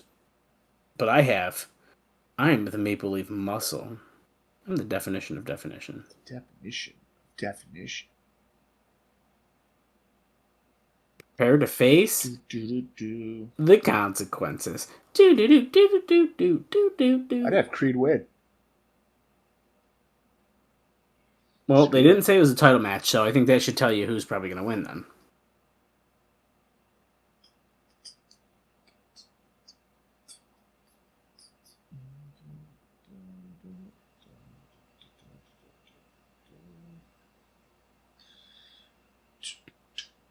Yeah, see, last week, Creed got a win, so he did beat some people, so Petey is wrong already.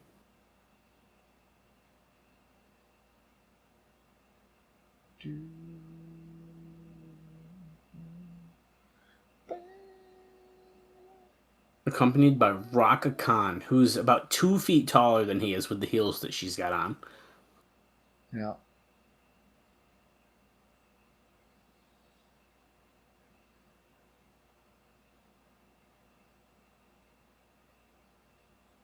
Oh, good old Hermie.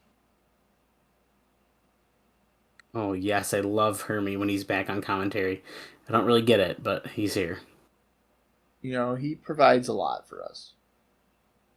Mike, I'm glad to be here. It's a very similar situation.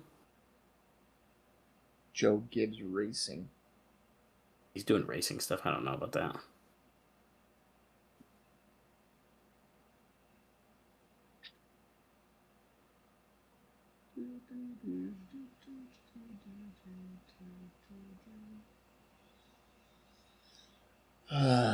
All right. Well, I'm trying to stop myself from getting ice cream. You know, it's funny you say that because I've already made a text that said, "Should we get flurries tonight?" Well, so I support your decision. I have ice cream in my freezer. You should get one. You had a very healthy dinner, and I know that because I saw it before it was deleted off of your story. Well, I was shamed for not having seasoning. Okay, you don't have to publicly shame yourself on the podcast. I don't care. I'm telling you right now, growing up, I don't think my dad put seasoning on it ever. Chicken. Really sad. Ever. He hated you. Probably did. Still does. Still does, yeah. Creed with a nice punch, going for a cover on a champion. No. All right. Yeah, I get it. Yeah, he's doing it. Okay, I support him walking away for this one. Creed laying in some right hands on Petey. Irish whip counter ducks the clothesline from Petey. Comes back. Big crossbody. Creed takes out the champion once again. Now Bob's throwing stuff in the background.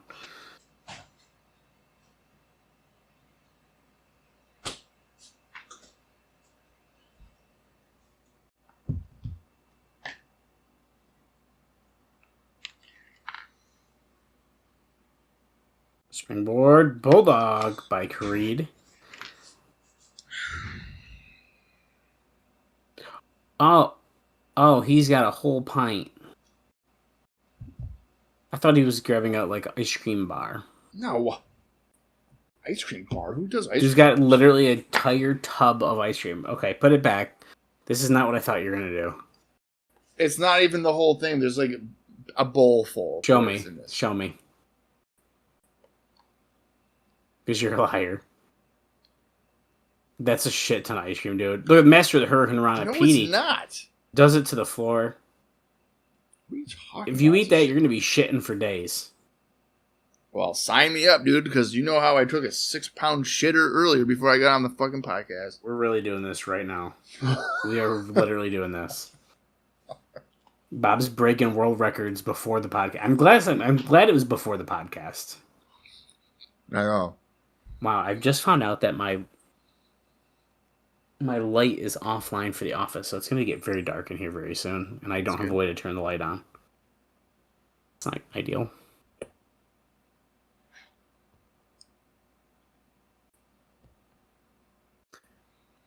Petey with this flawless spin kick. Look at this. He's standing strong. He's the X-Division Champion.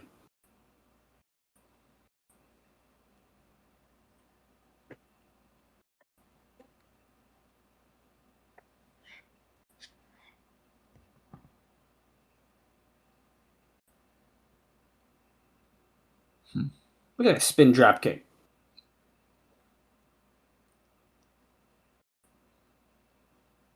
I'm pretty sure most ways that Petey wins matches is, in fact, with the Canadian Destroyer. Yeah, I would say that's probably pretty accurate. I don't know who they're trying to fool with that one. I don't know what they're trying to say here. I mean, they literally did like a whole year storyline. Like the Destroyer just beating everybody. I do like that Saban was the only one for like a couple months who knew how to counter it by just dropping down to a knee. That was the big thing. Okay, he can counter the Destroyer.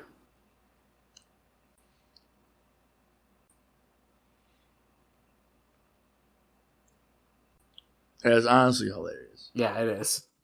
Creed with a splash in the corner. I know how to counter it. Nobody knows how to do it. Turns out, I just drop down. I just don't go. I basically just don't go for the ride. And, that's how you counter it.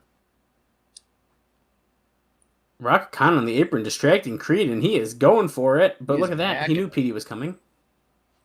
Petey ran into Rock Khan. Creed up on the shoulders. Oh my god. TKO. Holy crap, dude. I thought he freaking had him. I almost choked on my ice cream. Which flavor, though? It's Neapolitan. Yeah, but which one did you almost choke on? Vanilla. Oof, that would have been a I should really be rough eating. way. I should be eating chocolate now. In support of Creed. Oh wait. Okay. Wait, Canadian Destroyer, drop down, Oh, Creed. God. 1, 2. Yeah. He got it. He got it. He got it. Face the consequences. That's right. He did it. It looks like he countered the Destroyer. Shit. He I did don't better want than to jig. he did better than Chris Sabin. Oh, we're going to the Prince Justice Brotherhood. Oh, LAX and the Prince Justice Brotherhood are having a confrontation because Shark Boy is going after Salinas about the ring. If you're saying we're thieves, then you are on the wrong side. Look, Chica. Oh, he says their neighborhood is like Sesame Street. Isn't their role model like Eddie Guerrero? And he was like the whole lie, cheat, and steal thing. Yeah, I guess so. So like you could plausibly think that maybe they stole it. Homeboys. Kermit says, yeah, we're homeboys. Blah, blah, blah, blah. My gang symbol, he puts up the C. I live, die, LAX. My God. Give us the ring and we go right now.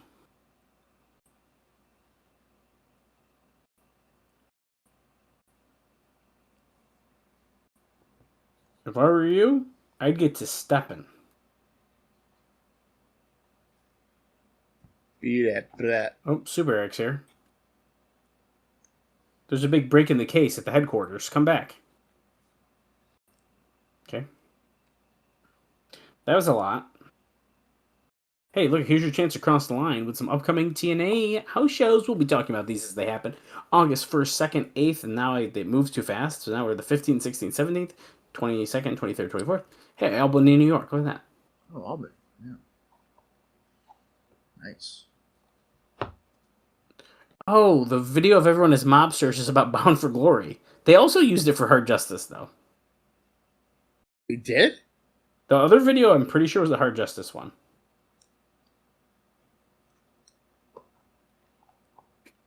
Could Sting be involved with what Kurt did to you, AJ? I don't know. I don't believe in magic. Sting, sooner or later, you're going to come out of hiding. And we will pay you your booking fee for your appearance on Impact. He's literally in the rafters, probably. AJ, just go to your right, climb up the steps, and he's up there. That's another thing that I'm not understanding. Just go up there. This isn't like a WCW arena where it might take you a minute. We're in a soundstage. It's right there. Just go get him. AJ just challenged Kurt to a last man standing match at Hard Justice. That's a big one. Wow. And now Jim Cornette is at the commentary table with Mike Tenay, unless we're going to preview Hard Justice.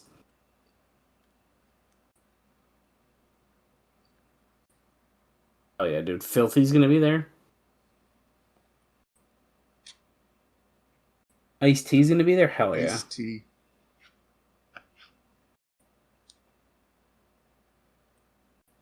Hell yeah. LAX, Beer Money Inc. And look at that. We're getting a rematch, but for the X-Division title, it's Petey Williams against Consequences Creed. Wow. For the X-Division title. The Black Tie Brawl and Chain match, Sanjay Dutt against Jay Lethal. And what happened to AJ Styles earlier? He has made the challenge to Kurt Angle. It's last man standing.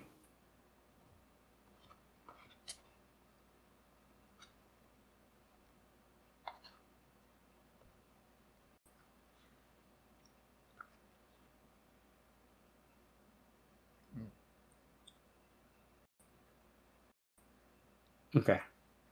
It also seems like that Team 3D against Rhino and Christian Cage match is going to be happening. That street fight. And then, of course, the 6 Sides of Steel filled with weapons. Jesus. I wish... Just call it a cage match or something. I don't know. Just call it a weapons steel cage match. Booker T for Samoa Joe, World Heavyweight title. Or you could just say it's a lethal lockdown. No, it's not. I would. But it's not, though. Yes, but it could be. Karen's Angle. So you did find out the grass wasn't greener on the other side, and they asked you to cut your hair, and you didn't. So then you cut it anyways, and you came back. And then you blocked Bob on Twitter. For the record, your hair looks pretty good when it was shorter. Just so you know. For sure.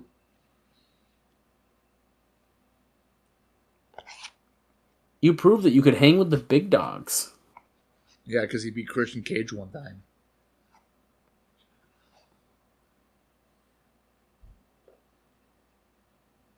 Those are memories that I'll have forever. Many opportunities given to me by TNA, and I think I made the best of them. Yeah. Now, Kaz, did he win the TNA World title upon his return? I mean, eventually, yeah. I was going to say, in 2020, whatever. Yeah, yeah. Nah, I don't think it was right away, but yes, he has since won it.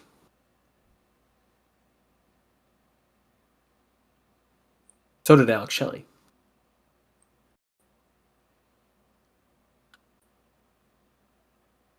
Prior to this interview, I met with TNA management. Oh my god. As of this end of this interview, I'm no longer on the TNA roster. So, from here on out, if he's on a house show, now we have issues. Right.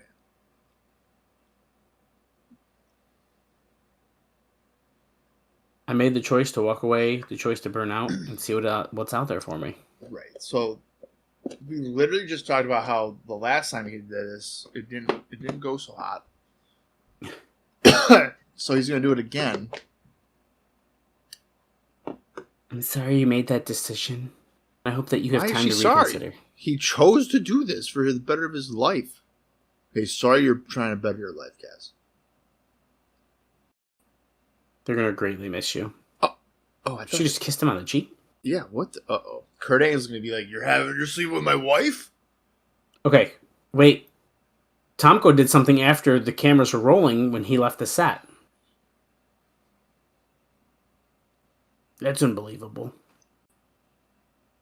After all that.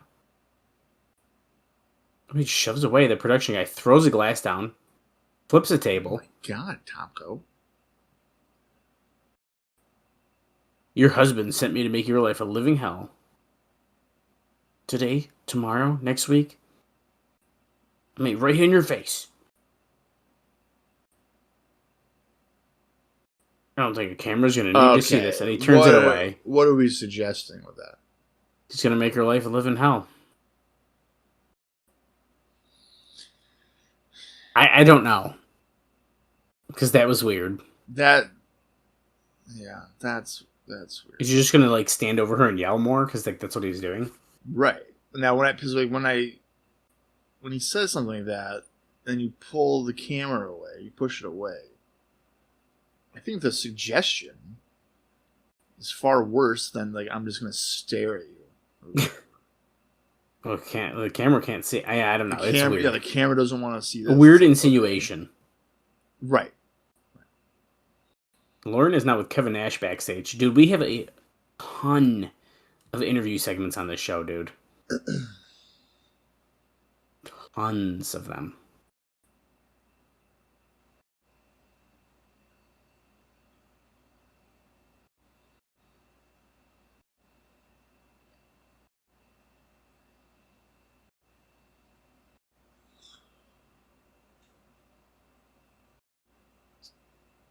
Something pissed Sting off. Samoa Joe has come in hobbling, holding his head. I'll tell you what I'm going to do about Sting. Oh, he's going to go get Sting. He's going to drag his ass down here, essentially break all of his bones in his body. So at least he knows where Sting is at, which is in the rafters. Don't worry. We are lucky enough to be getting a Matt Morgan match right now. That's right. Bob has told me in the past, out of every single wrestler who has walked through those tunnels, Matt Morgan is a top threer. A top threer? So are you suggesting that he's like my top three favorites? Yeah. Okay. Obviously, any long-term listeners, first of all, I apologize. But secondly, it has another case about who is this? I wonder if they'll go over to our sheet here. Sal Rinauro? Sal Rinauro. Holy throwback. Sal Rinauro. That is really funny. Wow. Sal Rinauro, who is in the first Wrestling Road Diaries with Colt Cabana and Bryan Danielson. Well, he has made a TNA appearance before, by the way. A couple. And his last was in 2004, in August. So almost 4 years exactly. Wow.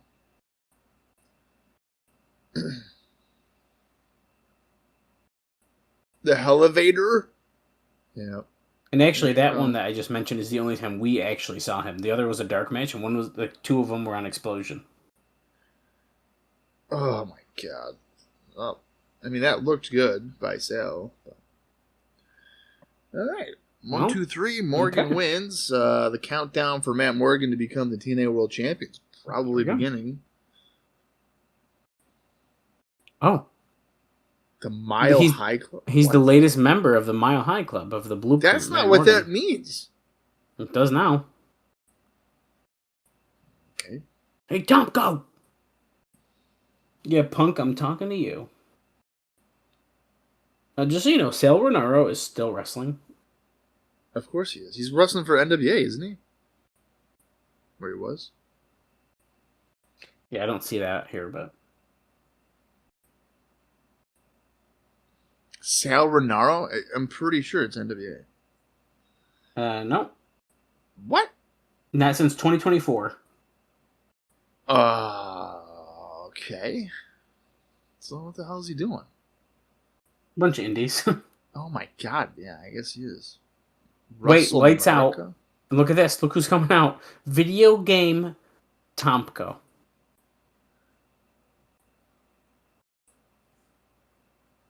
Okay, he's actually coming out though.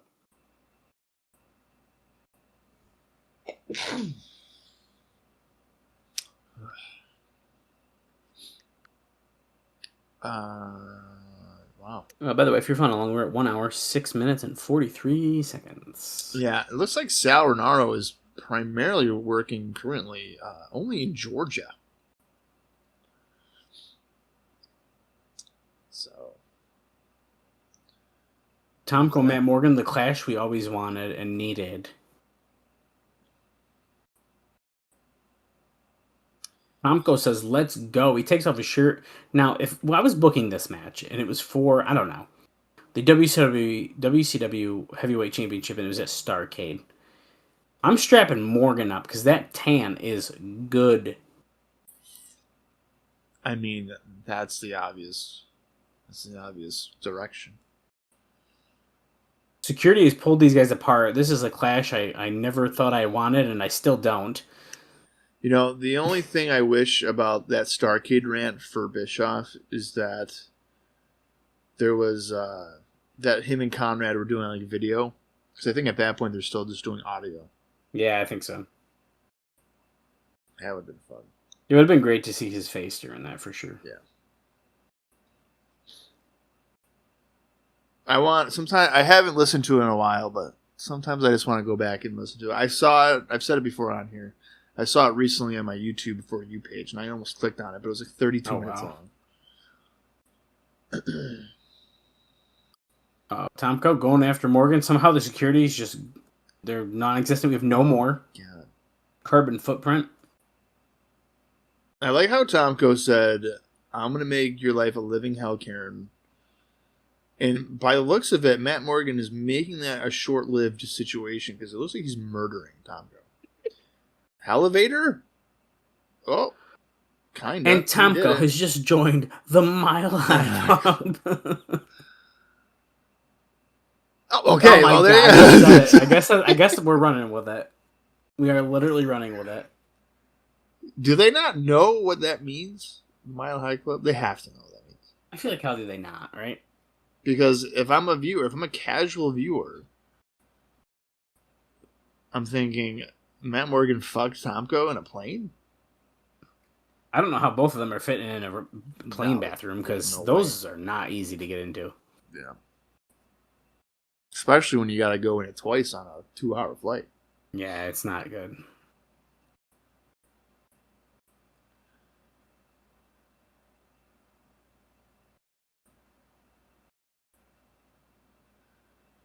Oh my god, they're actually watching the replay of the play segment with Sanjay. Oh, I understand. I was squinting, so I saw it. What is this, NASCAR? You son of a...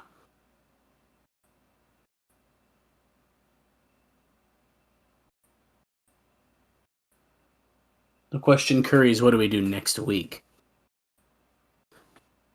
Same Prince Justice time. Same Prince Justice gym. To be continued. Go to commercial, and we're back with Beer Money and Team 3D and Jackie Moore. Who is the girl that beautiful people were talking about? I don't know. We have a very little bit of time left, so I don't know.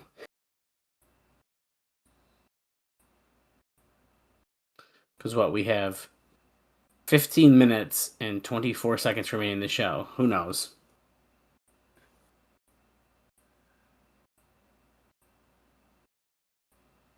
We're the best of friends. Why would Beer Money and Team 3D want to ever associate with each other? It's a great question. I'm wondering the same. They're scumbags. He's like, we love them. Jackie, you got a little scumbag in you? She's like, oh yeah. Yeah, I do.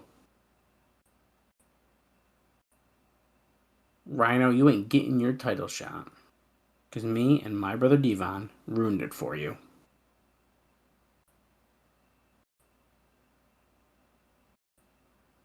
The butt kicking of your life is coming next week. Oh. Beer Money and Team 3D are teaming up against Christian, Rhino, and LAX. What? 8-man. No DQ. Leave the ref at home.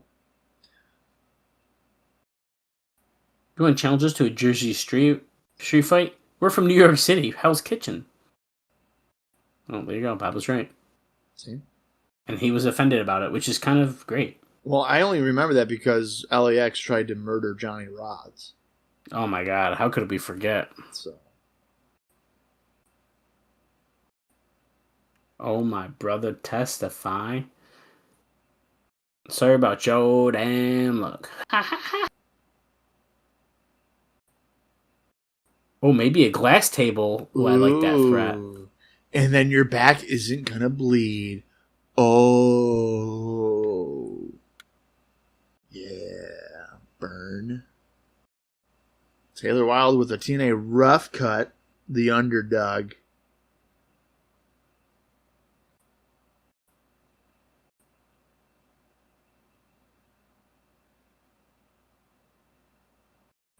Courtesy of Squared Circle Training. That footage.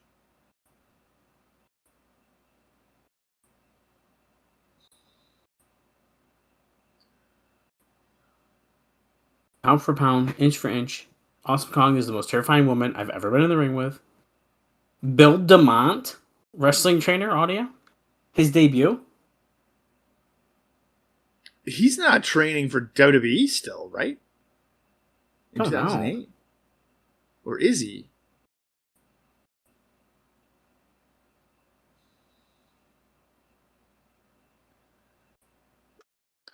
ODB's talking trash. Yeah, she doesn't like it. I didn't really like it. I don't really like a small girl being a big girl. Rolling her up. It's like she hates the finish. Yeah, all the other ones are like, it was really surprising. I'm surprised she did that. That was really great. I thought the booking was bad. Let's see here. Deep South. Don't get too excited. Oh, okay. You just never know. So DeMont was fired January 19th, 2007. I just like how they had a phone call and they show like a WCW photo of him. Yeah. Here's our featured contest, a Knockouts tag team match. This is a rarity for Impact. But if they do get the highest rated segments, why not end with them and see how it goes?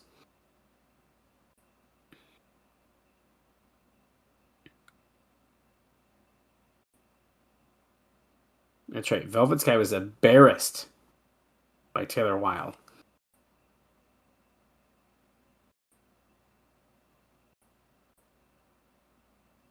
Wow. Wow. So we're seeing the replay of all three of those matches from last week.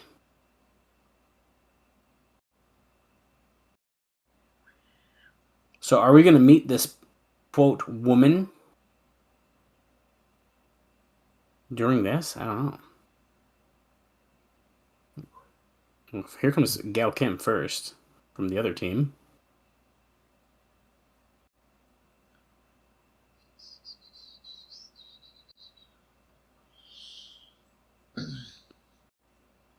She's hugging fans. She's happy to be here.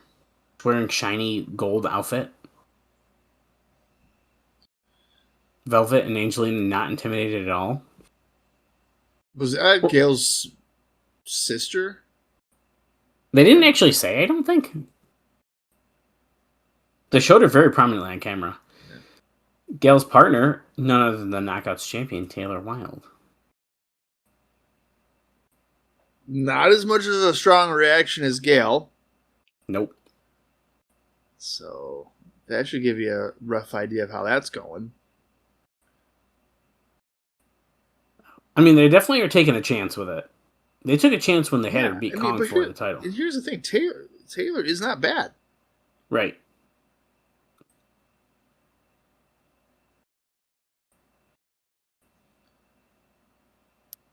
We had 2 bags ready to bag both Gail and Taylor Wilde after the match. What if it's Moose coming back? Big return. Yeah, okay. Her femur may be broken, but so what? That clip was horrible. I'm glad I could find it and show it to you so we could talk about it.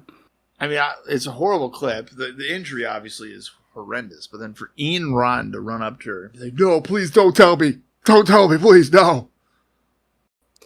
Pretty clear. I'm sorry. I'm sorry, Ian. I'm sorry. Nah, it was pretty clear what happened. Yeah, it's pretty clear.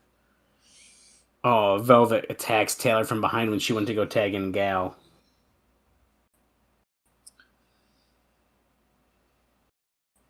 Jeez. Quickly tags in Angelina.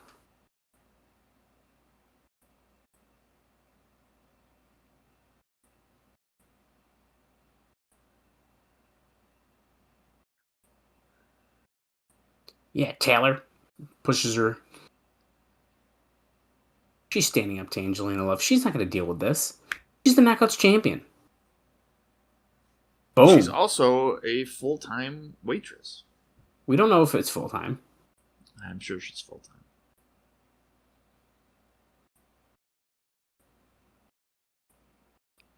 Oof. Nice.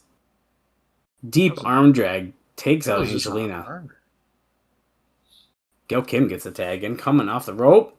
Axe handle.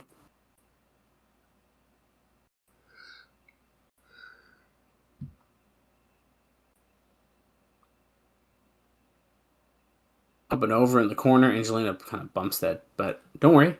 Gail comes back with a nice little hip toss. Go get her, Gail. Drop kick. Drop kick and a beauty, as Gorilla Monsoon would say.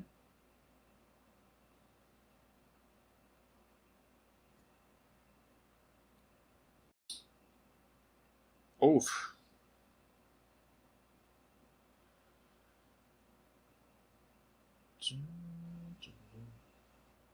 Velvet Sky took the Gail Kim, shoving her in the ring post, beating her up on the outside of the ring.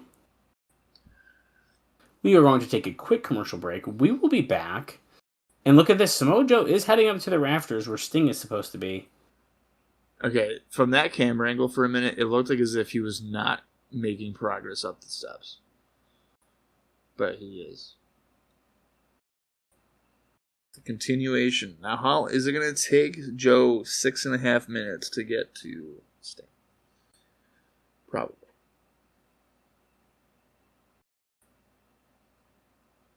Well, and we're still supposed to meet someone else. We don't have a lot of time left in this show to do all this stuff. Don't. It feels like we're going to get a picture-in-picture type of deal. Oh. Well, either something like that, or we will get like a... What's the word I'm looking for? A cliffhanger? Yes. Yes, right at the end.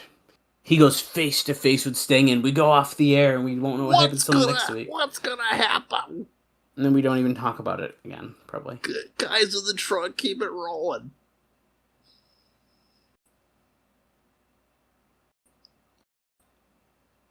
Come on, Gail. Boom, boom. Double teaming Gail Kim in the Beautiful People's Corner. Taylor is like, hey, Rudy, I need to get in there. And he's like, no, you can't, actually. 1, 2, 3, 2. Damn it.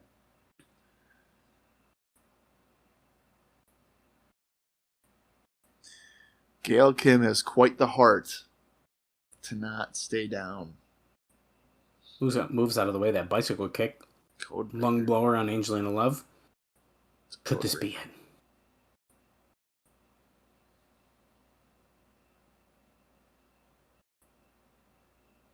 Everyone is down. We're going to get a hot tag eventually, maybe. Or are we going to go find Sting, and then we're going to go off the air, and the match and the Sting Samoa Joe confrontation won't actually happen. We have no conclusion on anything. Wouldn't be the first time, won't be the last time. Be good.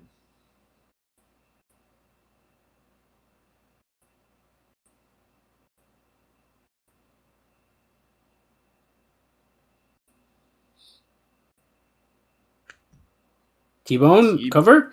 Nope. No. Angelina breaks up that pin from Taylor on Velvet.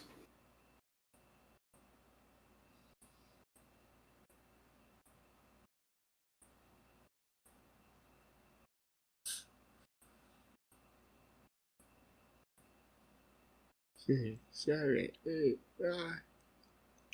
Oh, Gail gets tossed to the floor there. There's that Ooh. pump kick by Angelina onto Taylor Wilde. She throws her partner down on her Velvet to cover.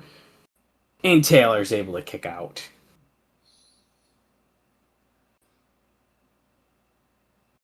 This is getting out of hand.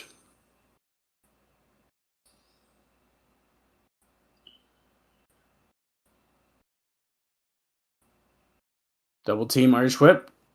Taylor tries to roll up Velvet, who accidentally nails Angelina. Whoa. Double drop kick by Gail. And Taylor gets the roll up on Velvet for the win. Velvet can't win for nothing. No, but why can Taylor only win with roll ups? Because I think she's not a wrestler. She's a fan. Oh, She's in a finishing move yet. Okay, but hold on. Because before this match, we showed clips of her wrestling in a ring. I know, but that's rough cut. That's outside of kayfabe. It is not. In fact, I think it's worse that we showed it. Probably. Yeah, you're right. We showing her doing a sick head scissor. It's like, oh yeah, she can't work for shit. She must suck. Maybe that's her finishing move. Is just she's the roll up queen. Could be. Gail is going fighting after off. both the beautiful people here after the match. The bell keeps ringing.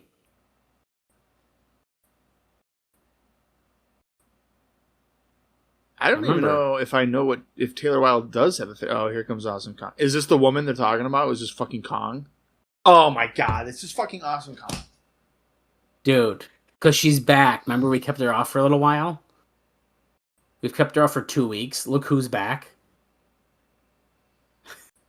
Come on, that's not real, is it? That's not who they were hyping up. Yeah, it is. Mike Tenay is really trying to sell that this is like this mega surprise. This is not a surprise at all. I expected to see her. I don't even know who would have been a good surprise. Awesome bomb. Sit down, Bob. Mike Tenay had a flashback to the concussion that Awesome Kong gave to Gail Kim. Oh my god! You know what I would do if I'm Kong? I'd go get Gail's sister, Power Bomber. Here comes ODB, Oh my god. drinking. She's on the got a job. big old bottle with her. Yeah, here we go. What is she gonna do? Taking a swig, and oh, she didn't. Here comes Roxy. They're just bringing everyone out. Oh no, she's gonna hit. Oh, okay. Is ODB about to turn heel? I thought Roxy was gonna turn heel. Oh, she still might. The way she's holding that chair.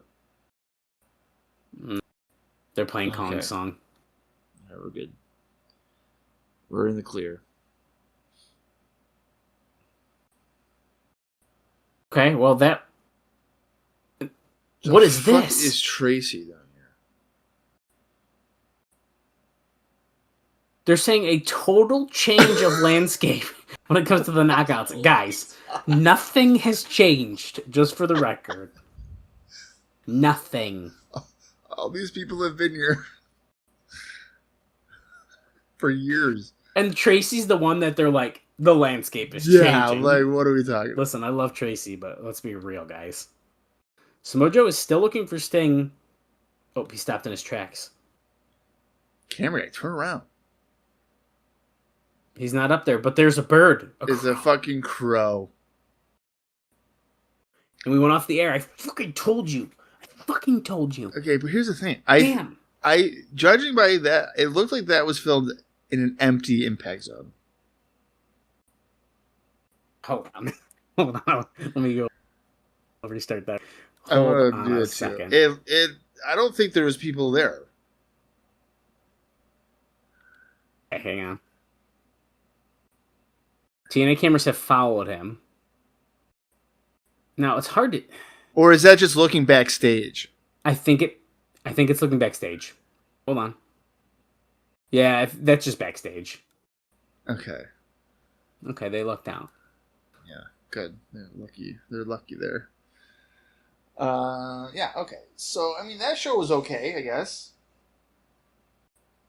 A lot of angle development, not just Kurt. Yeah, I'm gonna be just straight up here. That was definitely a middle show for me, if you will. Yeah.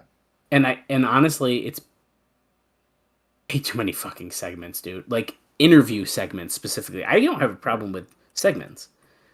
Interview segments?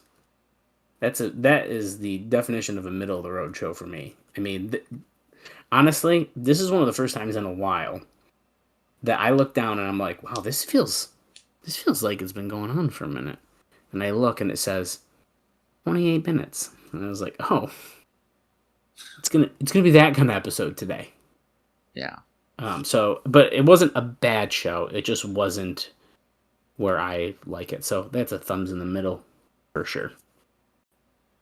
Yeah, I mean, I'm not going to sit here and say it was a huge thumbs up. I mean, there's just a lot of angle development, which I think some weeks we are lacking the angle developments.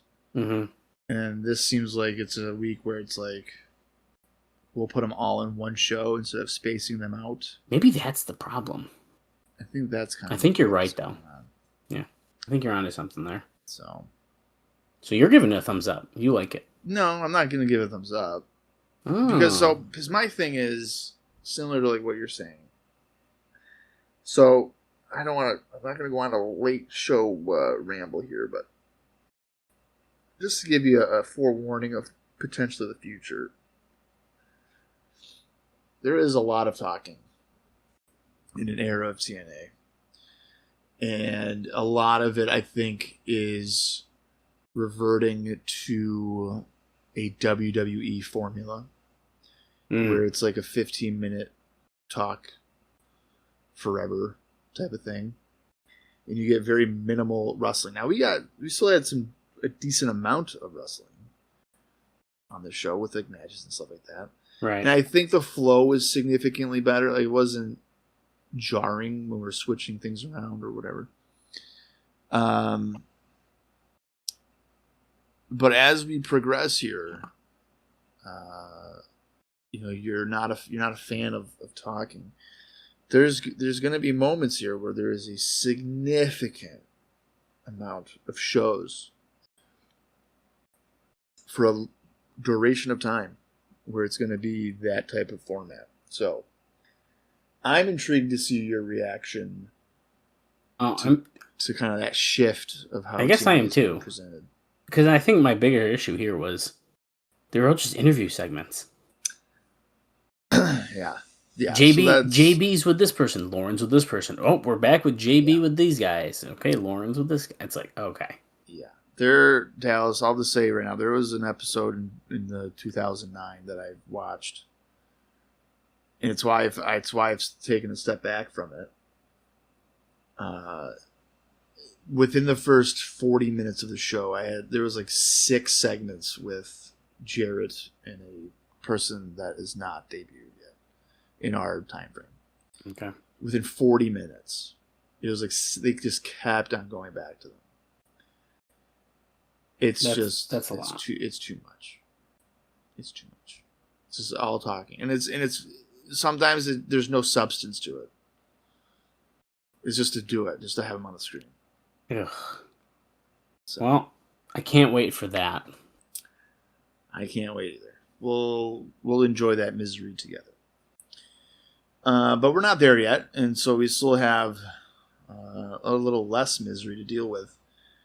Next week, we have the August 7th, 2008 edition of Impact. And for what we know, there is allegedly here going to be a no disqualification 8-man tag match where the TNA Tag Team Champions LAX will be teaming with Christian Cage and Rhino to take on the number one contenders, Beer Money Incorporated, and Team 3D. And Brother Ray assured us that someone is going to get hurt. Maybe we'll get some kind of answer from Sting. Probably not. No way. Sting doesn't really work impacts these days. So we'll kind of see where's going on with that. But next week is the go-home show before Hard Justice. So that will be intriguing to see kind of what we get before Hard Justice. Dallas, you got anything else for this week's episode?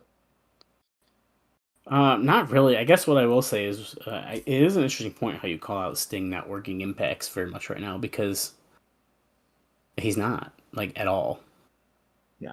And it's like, to me, I don't know why we're wasting our breath with it at that point, because if he's not even on the TV, I don't know. I guess our next episode is the go-home episode before the pay-per-view. I would expect to see Sting next episode.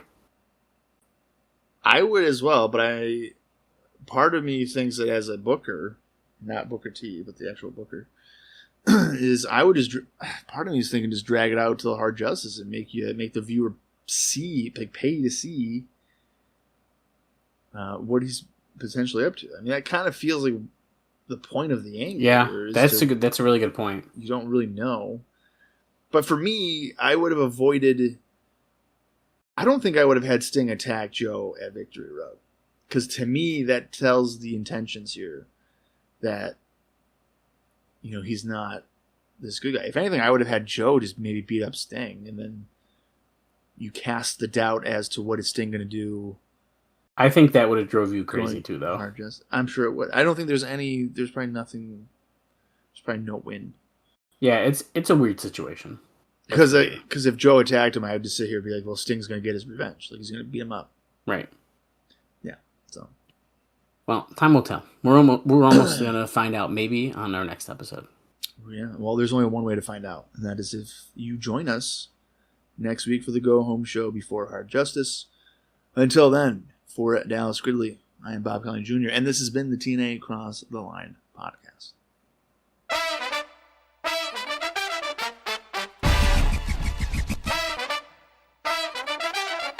Prepare to face the consequences.